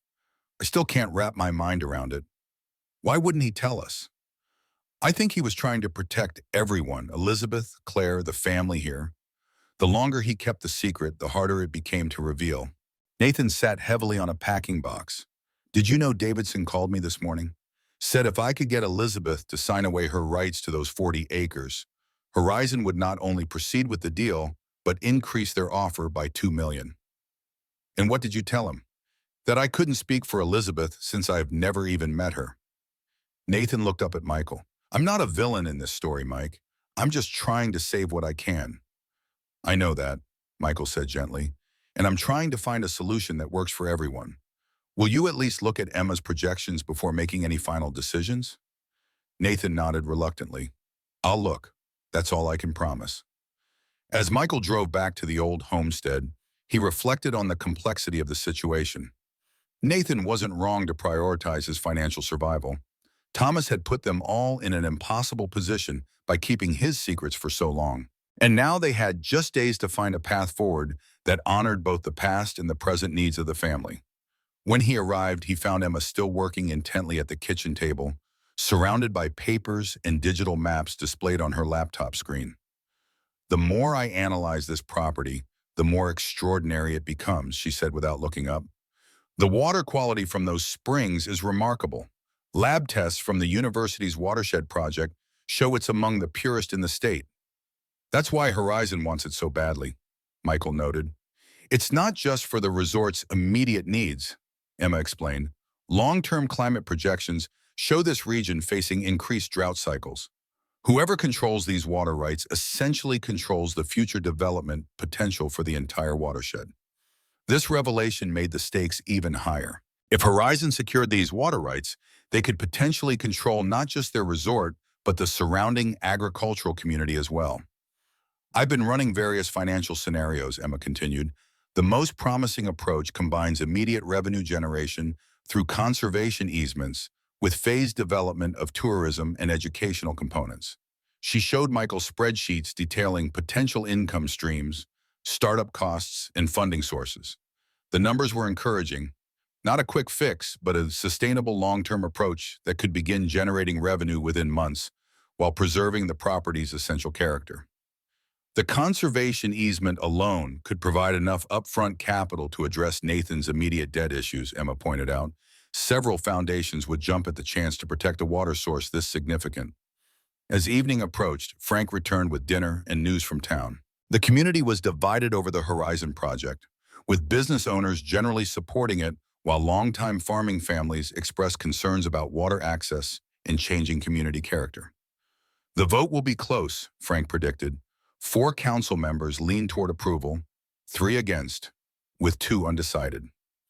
If we can sway just one of the undecideds, we might be able to delay the decision and force more thorough environmental impact studies.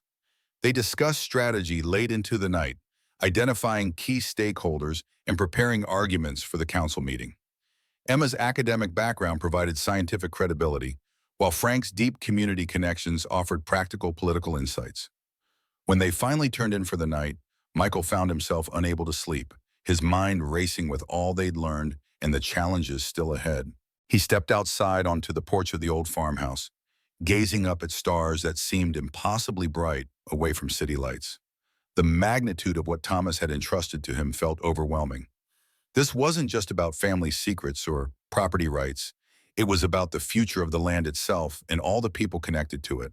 Water, life, community, heritage, all hanging in the balance of decisions that would be made in the coming days. Michael remembered the final entry in Thomas's journal. "I've done what I can to protect this place. Now I must trust that the right person will find the path I've left and have the courage to follow it." Was he that person? Did he have the wisdom and courage to navigate these troubled waters? As doubts crept in, Michael heard the screen door open behind him. "Couldn't sleep either?" Emma asked, stepping onto the porch with a steaming mug in her hands. "Too much at stake," Michael admitted. "I know what you mean. This place gets under your skin, doesn't it? I've only been here a day, and already I feel connected to it somehow." If only she knew how true that was, Michael thought, remembering that Emma would soon learn of her direct family connection to this land. "My grandfather used to say that land has memory," Michael said, "that it remembers those who cared for it and those who didn't." Emma nodded thoughtfully. Indigenous cultures have understood that for centuries. We're just starting to catch up scientifically, recognizing that ecosystems retain imprints of how they've been treated. They stood in comfortable silence for a while. The only sounds, the gentle burbling of the creek and the rustle of wind through cottonwood leaves. "Why is this place so important to you?" Emma finally asked. "Beyond family history, I mean." Michael considered the question carefully. "I think because it represents something authentic in a world that increasingly isn't. This farm has integrity. Every building, every field, every tree is here for a reason, serves a purpose, has a story."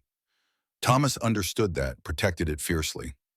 "And now that responsibility has passed to you," Emma observed. "Not just to me," Michael said, "to all of us who understand what's at stake. Some things, once lost, can never be recovered." Dawn was breaking when they finally returned inside, the eastern sky painted in strokes of pink and gold. A new day was beginning, one that would bring Elizabeth's arrival and, with it, revelations that would forever change Emma's understanding of her connection to this land.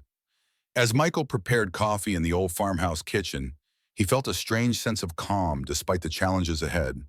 Thomas had trusted him to find a way forward, and together with Emma and Elizabeth, perhaps they would.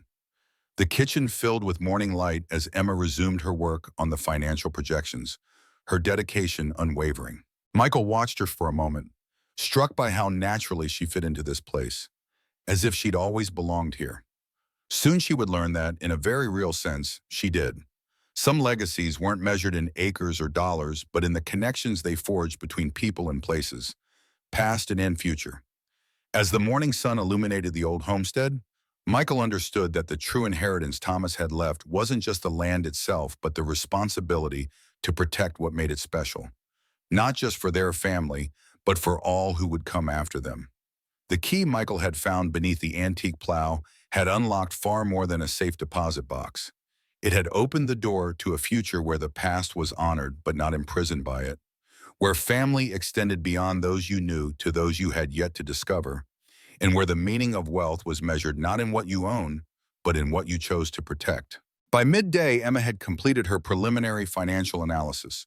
The numbers were promising, not a guaranteed solution, but a viable alternative to selling to Horizon. Conservation easements could provide immediate capital to address Nathan's debt while preserving long-term control of the water rights. Phased development of agricultural tourism components could create sustainable revenue streams within 12 to 18 months. It's not a quick fix, Emma acknowledged, but it's economically viable while preserving the character and integrity of the property. As they reviewed the projections, Frank arrived with news that Elizabeth's flight had landed. He would pick her up and bring her directly to the homestead. "Are you ready for this?" Michael asked Emma. "Elizabeth may have some important information to share with you about your connection to this place." Emma looked puzzled. "My connection? I only learned about this farm yesterday." "Some connections run deeper than we realize," Michael said enigmatically. "I think you should hear what she has to say with an open mind." The anticipation of Elizabeth's arrival and the revelations it would bring added an emotional weight to the already complex situation. Soon Emma would learn that her work to save the Wilson farm wasn't just an academic exercise or professional challenge. It was part of her own family legacy, a heritage she hadn't known was hers to claim. As they waited, Michael stepped outside, scanning the horizon where the gravel road disappeared into distant trees. Soon Elizabeth would arrive, bringing with her the final pieces of a puzzle that had remained incomplete for over 60 years. Whatever happened next would reshape not just the future of the land, but the understanding of family itself for all of them. The gravel crunched under tires as Frank's truck wound its way up the long drive to the homestead. Michael stood on the porch, watching as the vehicle came to a stop and two figures emerged. Frank and a woman in her late 60s with silver-streaked dark hair and a dignified bearing that immediately reminded him of Thomas. Elizabeth Miller paused as she took in the surroundings, her hand rising to her mouth in a gesture of quiet emotion. For 60 years, she had known about this place only through photographs and stories. Now she was standing on the land where her father had been born, where her grandfather had built a life, where her own roots ran deep beneath soil she had never walked upon until this moment. "It's exactly as he described it," she said softly as Michael approached. "The cottonwoods by the creek, the slope of the hill, the way the morning light hits the barn. I've seen it in photographs all my life, but being here—" Michael extended his hand, but Elizabeth pulled him into a gentle embrace instead. "Thomas's grandson," she said, studying his face. "He was right. You have his eyes. That same way of looking at things, as if you're seeing more than what's on the surface." "Welcome home," Michael said simply, the words carrying more weight than he had intended. Inside the farmhouse, Emma looked up from her work at the kitchen table, curious about the new arrival. When Elizabeth entered, something unspoken passed between them, a recognition neither could quite name, but both clearly felt. "Emma," Elizabeth said warmly, "it's wonderful to see you here." "You two know each other?" Michael asked, though he knew the answer. "Elizabeth is my grandmother," Emma explained, rising to embrace the older woman. "She called last night to say she was coming, but I had no idea it would be here. I thought she was just interested in my thesis project." "There's a reason for that," Elizabeth said, her voice steady but threaded with emotion. "We have much to talk about, dear." Frank discreetly suggested he and Michael check on some repairs needed in the barn, giving the women privacy for what would surely be a life-changing conversation. As they walked across the yard, Michael glanced back at the farmhouse, imagining the scene unfolding inside. Elizabeth revealing to Emma the truth about Thomas Wilson, about her biological heritage, about her connection to this very land. "Thomas would be pleased," Frank remarked. "3 generations of his family, together on the original homestead. Never thought I'd live to see it. Do you think Emma will be upset, finding out her family history isn't what she thought? Frank considered this. She's Thomas's granddaughter, whether she knew it or not.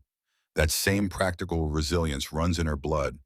She'll be surprised, maybe even shocked at first, but she'll find her footing. In the barn, they busied themselves with minor repairs, giving Elizabeth and Emma the time they needed. Frank showed Michael where Thomas had meticulously maintained the antique farm equipment, preserving not just the items themselves, but the knowledge of how to use them. Most folks these days don't understand the value of knowing how things work, Frank said, running his hand along the wooden handle of an old hay fork. Thomas believed that understanding the tools of the past gave you perspective on the present. That's something he passed on to you. And apparently to Emma, though he couldn't claim credit directly, Michael observed, her whole academic focus is on integrating traditional farming knowledge with modern sustainable practices. Blood calls to blood, Frank nodded. Some connections don't need words to take root. Nearly an hour passed before the farmhouse door opened and the two women emerged. Emma's eyes red-rimmed, but her expression one of wonder rather than distress. She walked directly to Michael, studying him with new awareness. "Why didn't you tell me?" she asked, not accusingly, but with genuine curiosity. "It wasn't my story to tell," he answered honestly. "Elizabeth needed to be the one." Emma nodded, accepting this. "So we're cousins? Second cousins?" "Something like that," Michael smiled. "Family, anyway." "Family," Emma repeated, testing the word. "I always knew I was adopted into the Miller family. I just never imagined," she gestured to the land around them, "that I had roots here, in this soil." Elizabeth joined them, her arms slipping around her granddaughter's waist. "Thomas wanted so badly to tell you, especially after you chose to study agriculture. He saw it as the blood calling to blood, though he could never acknowledge it openly." "He knew about me?" Emma asked, still processing this revelation. "He kept track of you your whole life," Elizabeth confirmed. "Saved every school photo, every newspaper clipping when you won science fairs. He was so proud when you chose to study at Nebraska, though he had to pretend it was just a coincidence when I mentioned it." The revelation seemed to intensify Emma's determination rather than distract from it. "Then we have even more reason to protect this place," she said firmly. "Not just as an ecological resource or historical property, but as our family legacy." Their moment of connection was interrupted by the sound of an approaching vehicle, not from the back road they had used, but from the main entrance to the farm. Nathan's truck appeared around the bend, dust billowing behind it. "I called him," Michael explained to the others, "told him Elizabeth had arrived and that Emma had completed the financial projections. He agreed to come hear us out."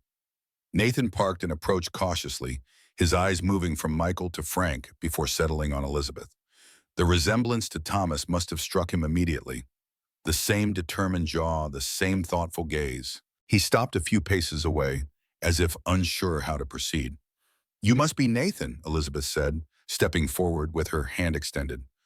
"I'm Elizabeth Miller. Thomas was my father." Nathan took her hand, visibly processing this reality. "I still can't believe he never told us." "The longer a secret is kept, the harder it becomes to reveal," Elizabeth said gently. "By the time he might have felt free to tell the truth, decades had passed, and he worried about how it would change everyone's understanding of the past." "And you're—" Nathan turned to Emma, confusion evident on his face. "Your cousin, apparently," Emma replied with a small smile. "Or second cousin. We haven't quite figured out the exact relationship yet." "Emma is my granddaughter," Elizabeth explained. "Thomas's granddaughter, too, though he could never claim her publicly." Nathan shook his head, still struggling to integrate these revelations into his understanding of his family. "It's like finding out you've been reading only half a book your whole life, and suddenly someone hands you the missing chapters." This unexpected family reunion might have remained awkward, but Emma skillfully redirected the conversation to the business at hand. "I've completed the financial analysis you asked for. Would you like to review it? I think you'll find it addresses your immediate concerns while preserving the long-term integrity of the property." They gathered around the kitchen table where Emma had spread out her projections, charts, and supporting research. With professional precision, She walked Nathan through each element of her proposed alternative to the Horizon development. The conservation easements that could provide immediate capital, the phased implementation of agricultural tourism elements, the grant opportunities for historic preservation. The water rights are the key asset, Emma explained, pointing to a hydrological map of the property. By placing them in a conservation trust, you can generate significant upfront capital while maintaining long-term family control. Several environmental foundations would pay premium prices to protect a water source of this quality. Nathan studied the numbers skeptically at first, his brow furrowed. These conservation easement figures, they seem optimistic. What's your source? I've consulted with the Prairie Watershed Alliance, Emma replied. They've facilitated similar agreements throughout Nebraska and Kansas. These numbers are based on actual transactions, adjusted for the exceptional quality and volume of this particular water source. And the agricultural tourism revenue projections? Emma pulled out a folder of case studies, 3 comparable operations within a 500-mile radius. Their actual performance over 5 years, not just projections. I've adjusted downward by 15% to be conservative. As Emma continued her presentation, Michael observed Nathan's reactions carefully. The initial skepticism was giving way to reluctant interest as Emma addressed each concern with substantive, well-researched answers. The key difference between this approach and the Horizon deal, Emma emphasized, is that it keeps control of the most valuable assets, the land and water rights, within the family while still generating the capital you need to address your immediate financial situation. Elizabeth added her perspective, her voice gentle but clear. I have no interest in disrupting the farm operations or challenging your management, Nathan. My connection to this place is emotional, not financial. But I do believe Emma's approach offers a way to honor Thomas's wishes while addressing your immediate needs. The immediate needs being my massive debt, Nathan said bluntly. Let's not dance around it. I borrowed heavily to modernize. The market turned, and now I'm facing foreclosure. That's why the Horizon deal seemed like the only option. The conservation easement could generate enough capital within 60 days to clear those debts, Emma pointed out. It's not as immediate as the Horizon payout would be, but it's a solution that doesn't require selling the land outright. Nathan ran a hand through his hair, considering. And what happens to the working farm in this scenario? The 260 acres I'm currently managing? That's where the phased transition comes in, Emma explained, turning to a detailed timeline. You continue conventional operations on most of the acreage while gradually converting sections into organic certification, which commands premium prices. We develop the tourism and educational components incrementally, so there's no disruption to the existing cash flow. As the discussion continued, Michael observed a subtle shift in Nathan's demeanor, from defensive skepticism to reluctant consideration. The numbers were compelling, but perhaps more influential was the living connection to Thomas sitting across the table from him. Elizabeth's presence made Thomas's wishes impossible to dismiss as mere sentimentality. There's one more factor to consider, Frank interjected. The town council meeting tomorrow. Horizon is pushing hard for approval of their zoning changes. If they succeed, they'll likely pursue eminent domain for the water rights if they can't buy them directly. Can they do that? Nathan asked, alarmed. They can try, Frank said grimly. With enough political influence and promises of economic development, small towns have been known to use aggressive tactics, especially when water rights are involved. Davidson at the bank seems particularly determined, Michael added. He's been spreading rumors around town, trying to undermine our credibility. Davidson, Nathan scoffed. He's been pushing this Horizon deal hard. Now I'm wondering if he gets some personal benefit we don't know about. Then we need to present a united front at that meeting, Elizabeth said decisively. All of us, the entire Wilson family, including the branch Thomas never acknowledged publicly. The significance of her statement wasn't lost on anyone present. Elizabeth was proposing to step out of the shadows, to claim her place as Thomas's daughter publicly after 60 years of secrecy. Are you sure? Michael asked. Once that door is opened, there's no closing it again. Everyone in town will know. I'm sure, Elizabeth said firmly. It's time for the truth, all of it. For Thomas, for this land, and for all of us. I'm not ashamed of who I am or where I come from. There will be talk, Frank warned. Small towns have long memories. Let them talk, Elizabeth said. I'm too old to worry about gossip, and the stakes are too high to hide behind comfortable fictions. And they spent the remainder of the day preparing for the council meeting, gathering documentation, refining arguments, and strategizing about which council members might be persuaded. Nathan, though not fully committed to Emma's alternative plan, agreed to withhold final approval of the Horizon deal until after the council vote. Emma dived into creating visual presentations that would make their technical data accessible to the general public. She developed simplified charts showing water flow patterns, economic projections, and comparative job creation figures between their proposal and horizons. People respond to what they can see and understand, she explained as she worked. Abstract concepts about water rights won't move them, but showing how those rights connect to their daily lives might.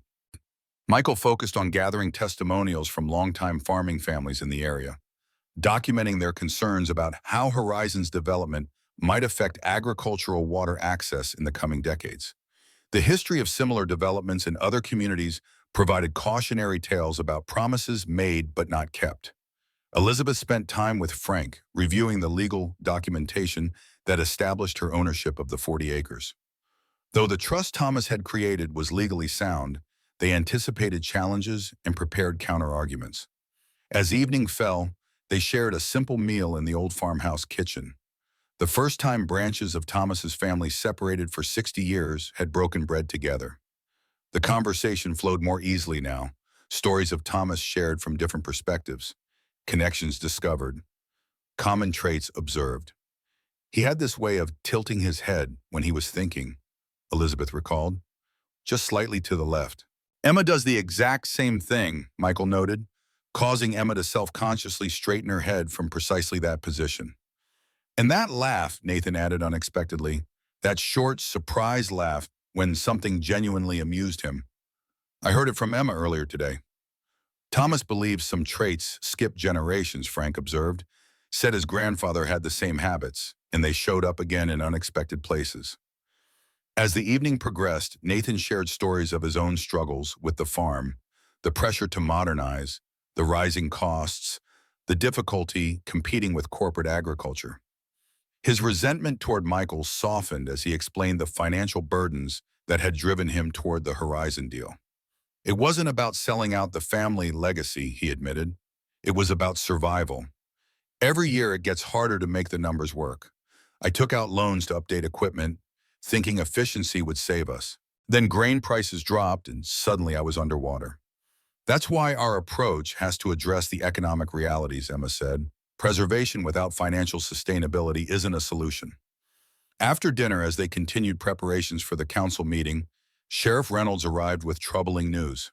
Davidson's pulled out all the stops, he reported. Horizon has doubled their promised investment figures and added guarantees about local hiring. They've got business owners and developers lined up to speak tomorrow.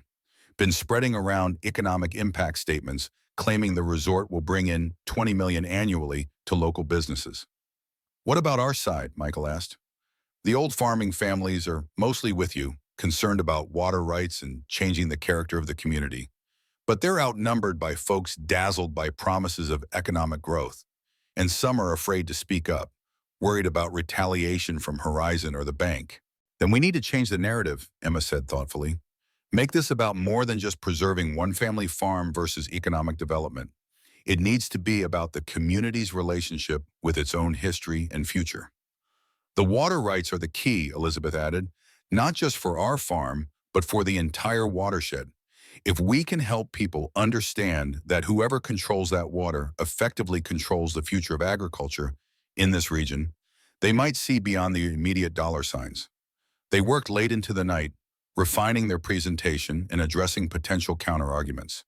Nathan, somewhat to Michael's surprise, contributed valuable insights about the economic concerns driving support for the Horizon project. People aren't against preservation, he explained, they're for survival. The farming economy has been struggling for years. Parents worry their children will have to leave to find work elsewhere. That's what makes Horizon's promises so appealing.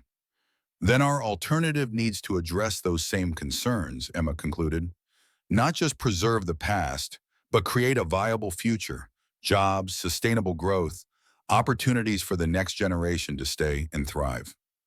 Michael noticed how naturally Emma and Nathan had begun working together, their shared concern for the community's future bridging their different perspectives. The divisions within the family were healing in real time as they focused on the challenge before them. By midnight, they had developed a comprehensive presentation that balanced respect for the community's economic needs with protection of its natural resources and agricultural heritage. Elizabeth would introduce herself publicly as Thomas's daughter and legal owner of the 40 acres containing the water rights. Emma would present the alternative development plan with its economic projections and employment potential. Michael and Nathan would speak as representatives of the current Wilson family, presenting a united front despite their different perspectives. "We should get some rest," Frank finally suggested. "Tomorrow will test all of us." As the others retired for the night, Michael found himself once again drawn to the porch, where the vast Nebraska sky spread overhead in a blanket of stars. Elizabeth joined him, wrapping a shawl around her shoulders against the night chill. "Having second thoughts?" Michael asked. "About revealing myself publicly?" "No." Elizabeth leaned against the porch railing. "I've lived with secrets long enough. There's a freedom in truth, even when it's complicated.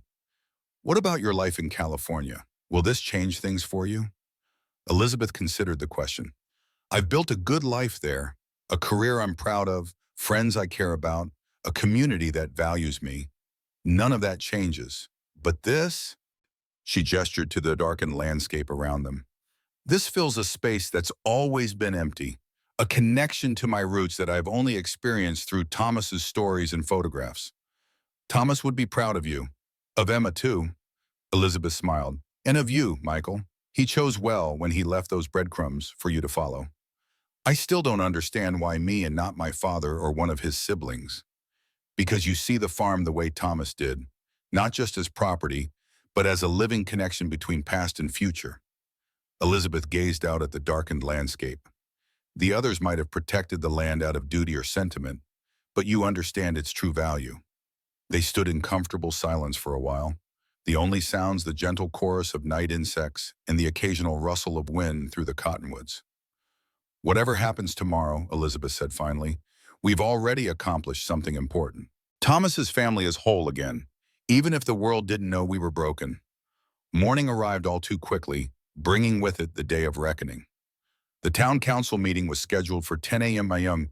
at the Cedar County Courthouse, a stone building that had stood at the center of town since 1905. By 9:30, the council chamber was filled to capacity, with Davidson and Horizon representatives occupying the front row. Michael noticed the careful division in the room.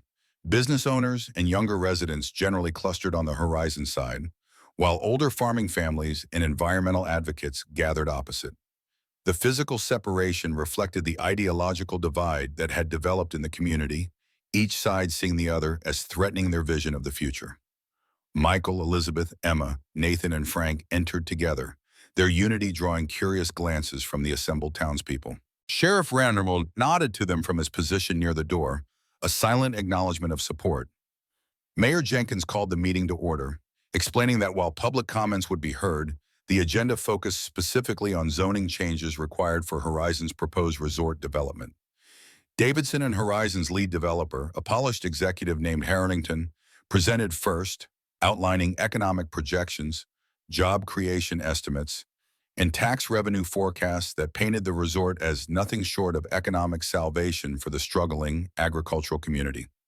Their presentation was slick and professional, with animated graphics showing the proposed resort rising from the farmland like a mirage. Pristine golf courses, luxury accommodations, spa facilities, and recreational amenities that promised to transform Cedar County into a destination for wealthy visitors from across the Midwest. "Change is inevitable," Harrington concluded smoothly. "The question is whether Cedar County will shape that change proactively or be left behind as neighboring communities evolve. This project represents a once-in-a-generation opportunity to secure your economic future." Local business owners followed with enthusiastic endorsements, each emphasizing the potential benefits to their establishments. More customers, higher spending, year-round activity instead of seasonal fluctuations. Davidson presented letters of support from regional economic development agencies and testimonials from communities that had embraced similar projects. When it came time for opposing viewpoints, Elizabeth stepped forward first. A murmur rippled through the chamber as she introduced herself. "My name is Elizabeth Miller. Until today, most of you have never heard of me, but I am the daughter of Thomas Wilson, born in 1955 during his first marriage to Catherine Miller." The revelation caused exactly the stir she had anticipated. Council members exchanged surprised glances, and townspeople whispered among themselves as Elizabeth calmly explained her relationship to Thomas and her legal ownership of the 40 acres containing the springs and original homestead. "I'm not here to disrupt or cause pain," she assured the council, her voice steady. "Thomas and Claire Wilson built a beautiful family and a legacy of stewardship that deserves respect. I've had a full and rewarding life in California, raised by loving adoptive grandparents after my mother's death. But the land Thomas set aside for me, the original Wilson homestead, holds a significance that transcends personal history." Elizabeth explained how Thomas had legally separated the 40 acres decades ago, placing them in trust for her as his firstborn child. He understood that the springs on that land were the lifeblood not just of the Wilson farm, but potentially of the entire watershed. He protected them not out of selfishness, but out of responsibility to future generations. Emma followed with a presentation of their alternative development plan, her academic credentials lending weight to her economic projections. She emphasized job creation through agricultural tourism, educational programs, and sustainable farming practices that would preserve the character of the community while creating new economic opportunities. "This approach creates 38 full-time positions within 2 years," Emma noted, displaying comparative employment charts. "That's fewer than Horizon's projected 125 jobs. But these are positions that prioritize local hiring, provide living wages, and don't disappear if tourism trends change. They're jobs connected to the land and its care, not dependent on luxury spending by outsiders." Her presentation included case studies of similar agricultural heritage centers that had revitalized rural communities without fundamentally altering their character or making them dependent on external corporate interests. "This isn't about choosing between preservation and progress," Emma argued. "It's about recognizing that our agricultural heritage is itself an economic asset when properly developed. It's about building on our strengths rather than replacing them with something that might not endure." Nathan spoke next, surprising Michael with his wholehearted endorsement of the alternative plan. Overnight, it seemed, he had moved from reluctant consideration to active support. "As a farmer facing the same economic pressures many of you are," he addressed his neighbors directly, "I initially saw the Horizon offer as the only viable path forward.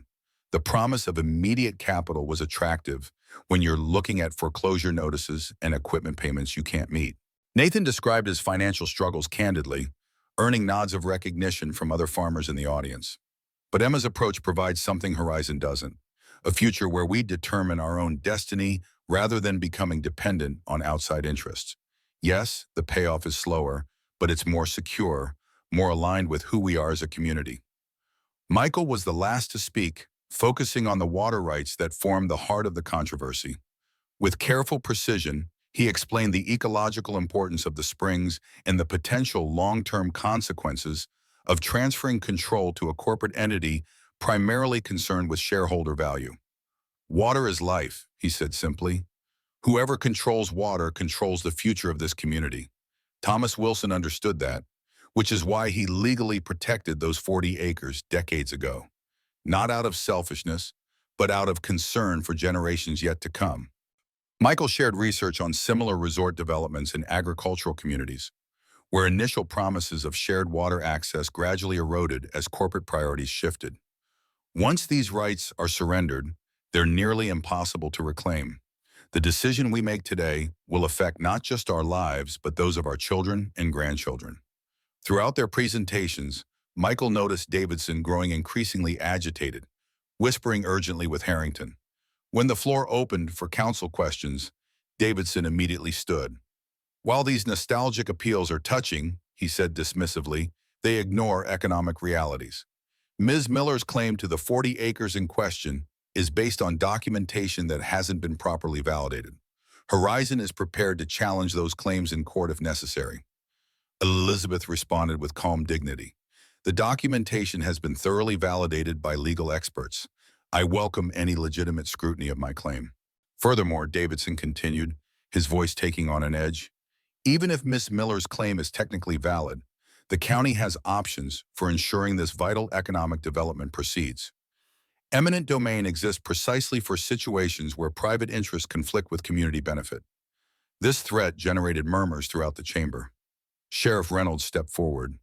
Speaking as law enforcement, I'd remind everyone that eminent domain requires strict legal tests of public necessity, not just economic convenience.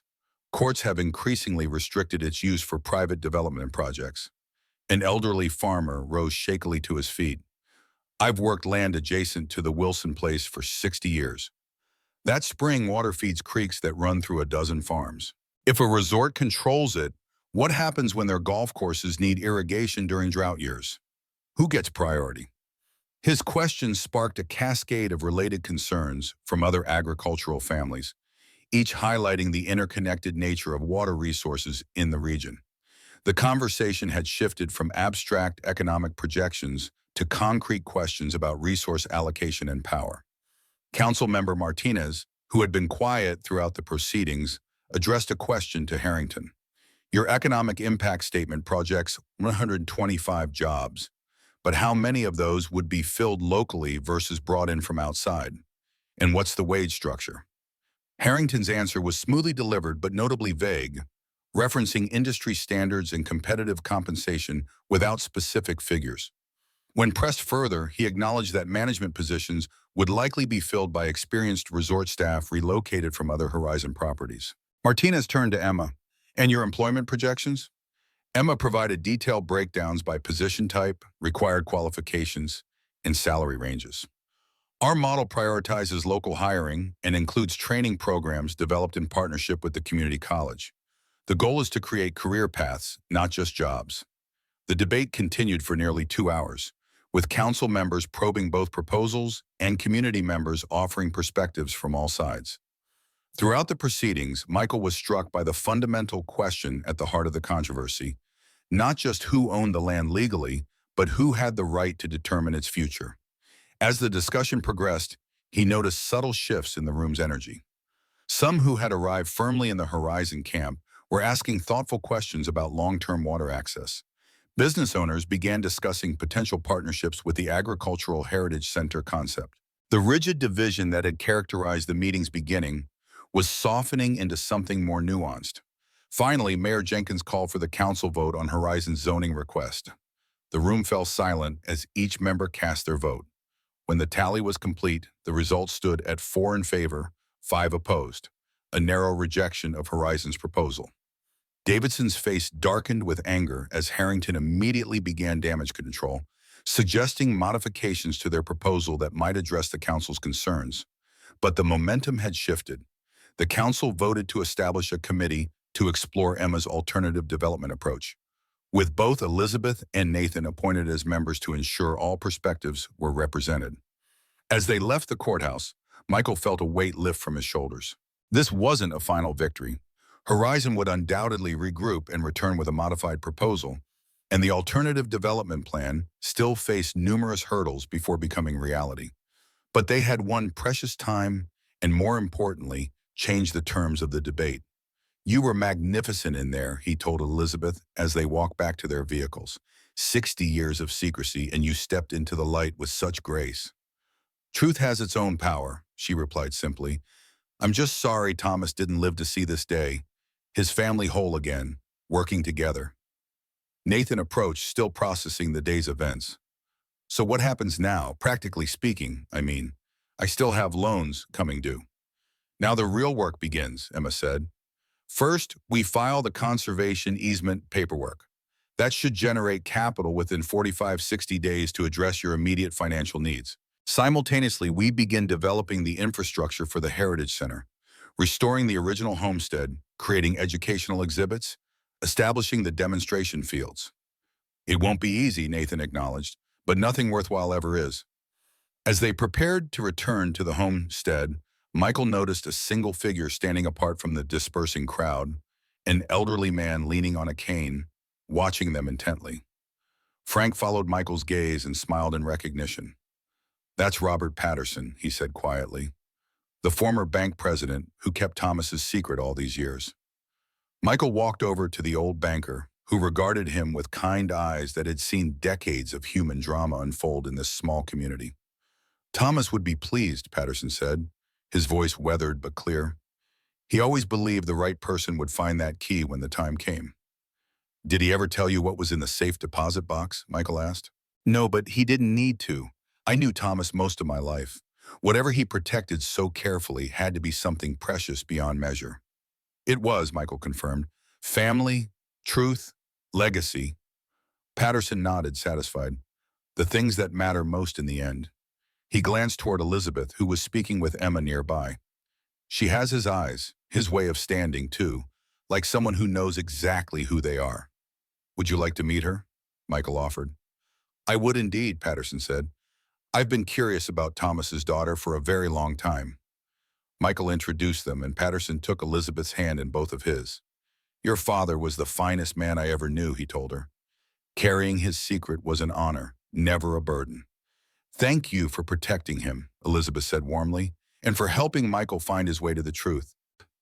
That evening, they gathered once more at the old homestead, the setting sun casting long shadows across land that had witnessed 5 generations of Wilson family history.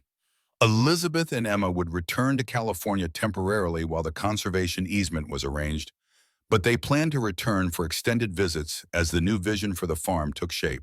Nathan had already contacted his bank about restructuring his loans based on the pending conservation payment, buying time to transition the working farm toward the sustainable model Emma had outlined. The immediate crisis had passed, and with it, much of the tension that had driven him toward the Horizon deal. "I've been thinking about Thomas's antique equipment collection," Nathan said as they sat on the porch watching the sunset. "We could restore the pieces, make them part of the Heritage Center exhibits, show visitors how farming has evolved." "That's a wonderful idea," Emma agreed enthusiastically. "Living history demonstrations are powerful educational tools, and we could document the restoration process itself, create videos showing the craftsmanship involved." As Nathan and Emma continued brainstorming, Michael shared a quiet moment with Elizabeth at the other end of the porch. "Will you stay in California?" he asked. "Or would you consider spending more time here?" "My life is in California," Elizabeth said thoughtfully. "My friends, my community. But I think I'll be dividing my time going forward. There's something about this place that calls to me, something I've felt through Thomas's stories all my life, but never experienced directly until now." "And Emma? How is she processing all this?" Elizabeth smiled, watching her granddaughter's animated conversation with Nathan. "She's discovering pieces of herself she never knew were missing. The academic interest in agriculture that seemed to come from nowhere. Now she understands it as part of her heritage. The connection to the land that's driven her work, it has roots that run deeper than she ever imagined." "Will you tell the rest of your family, your other children and grandchildren?" "Yes," Elizabeth nodded. "It's time for the whole truth. Emma will help me. She's already talking about bringing her brothers to see the farm, to meet their Nebraska family." As they shared a final meal together, Michael reflected on the extraordinary journey that had begun with a small brass key hidden beneath an antique plow.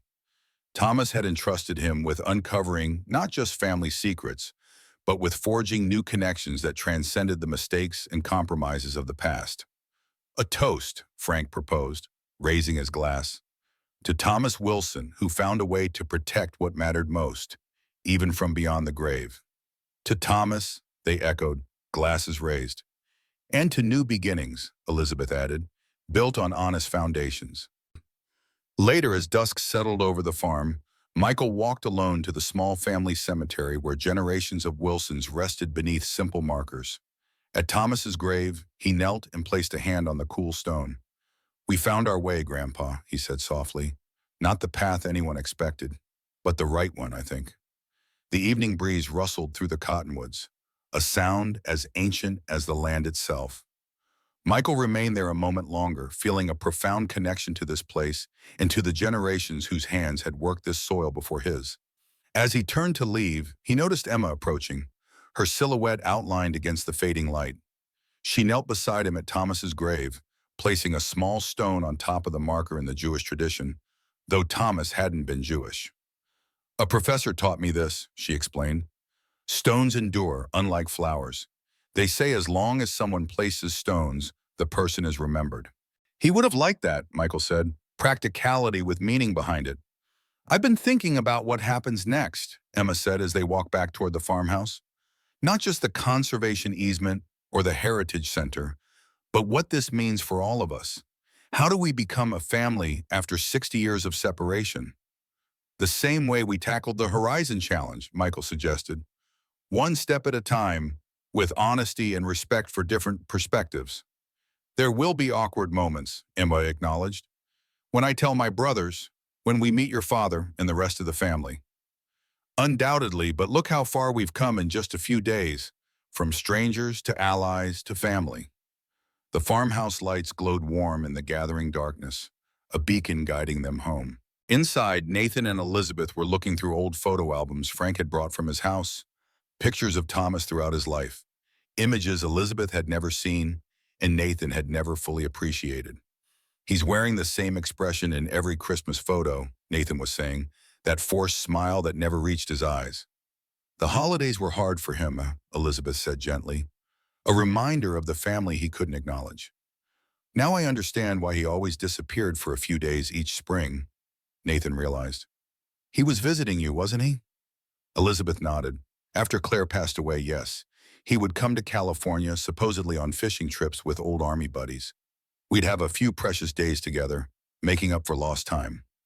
As Michael and Emma joined them, the conversation flowed naturally between past and future, memories and plans, the secrets that had divided them and the truths that were bringing them together. The land that had sustained 5 generations would continue to do so, its waters flowing freely, its story unbroken. As the evening wound down and plans were made for the morning, Michael stepped onto the porch one last time. The night sky spread above him, stars scattered like seeds across the darkness. From the doorway, Emma watched him, understanding without words the weight and wonder of what they had discovered together. "He knew, didn't he?" she said quietly, joining Michael at the railing. "Thomas. He knew we would find each other eventually." "I think he hoped," Michael replied, "and he left us the tools to make it possible when the time was right." Tomorrow would bring new challenges as they began the work of transforming vision into reality. But tonight, for the first time since Thomas's death, the farm felt whole again, its heart beating strong with renewed purpose. The legacy key had done its work. The rest was up to them.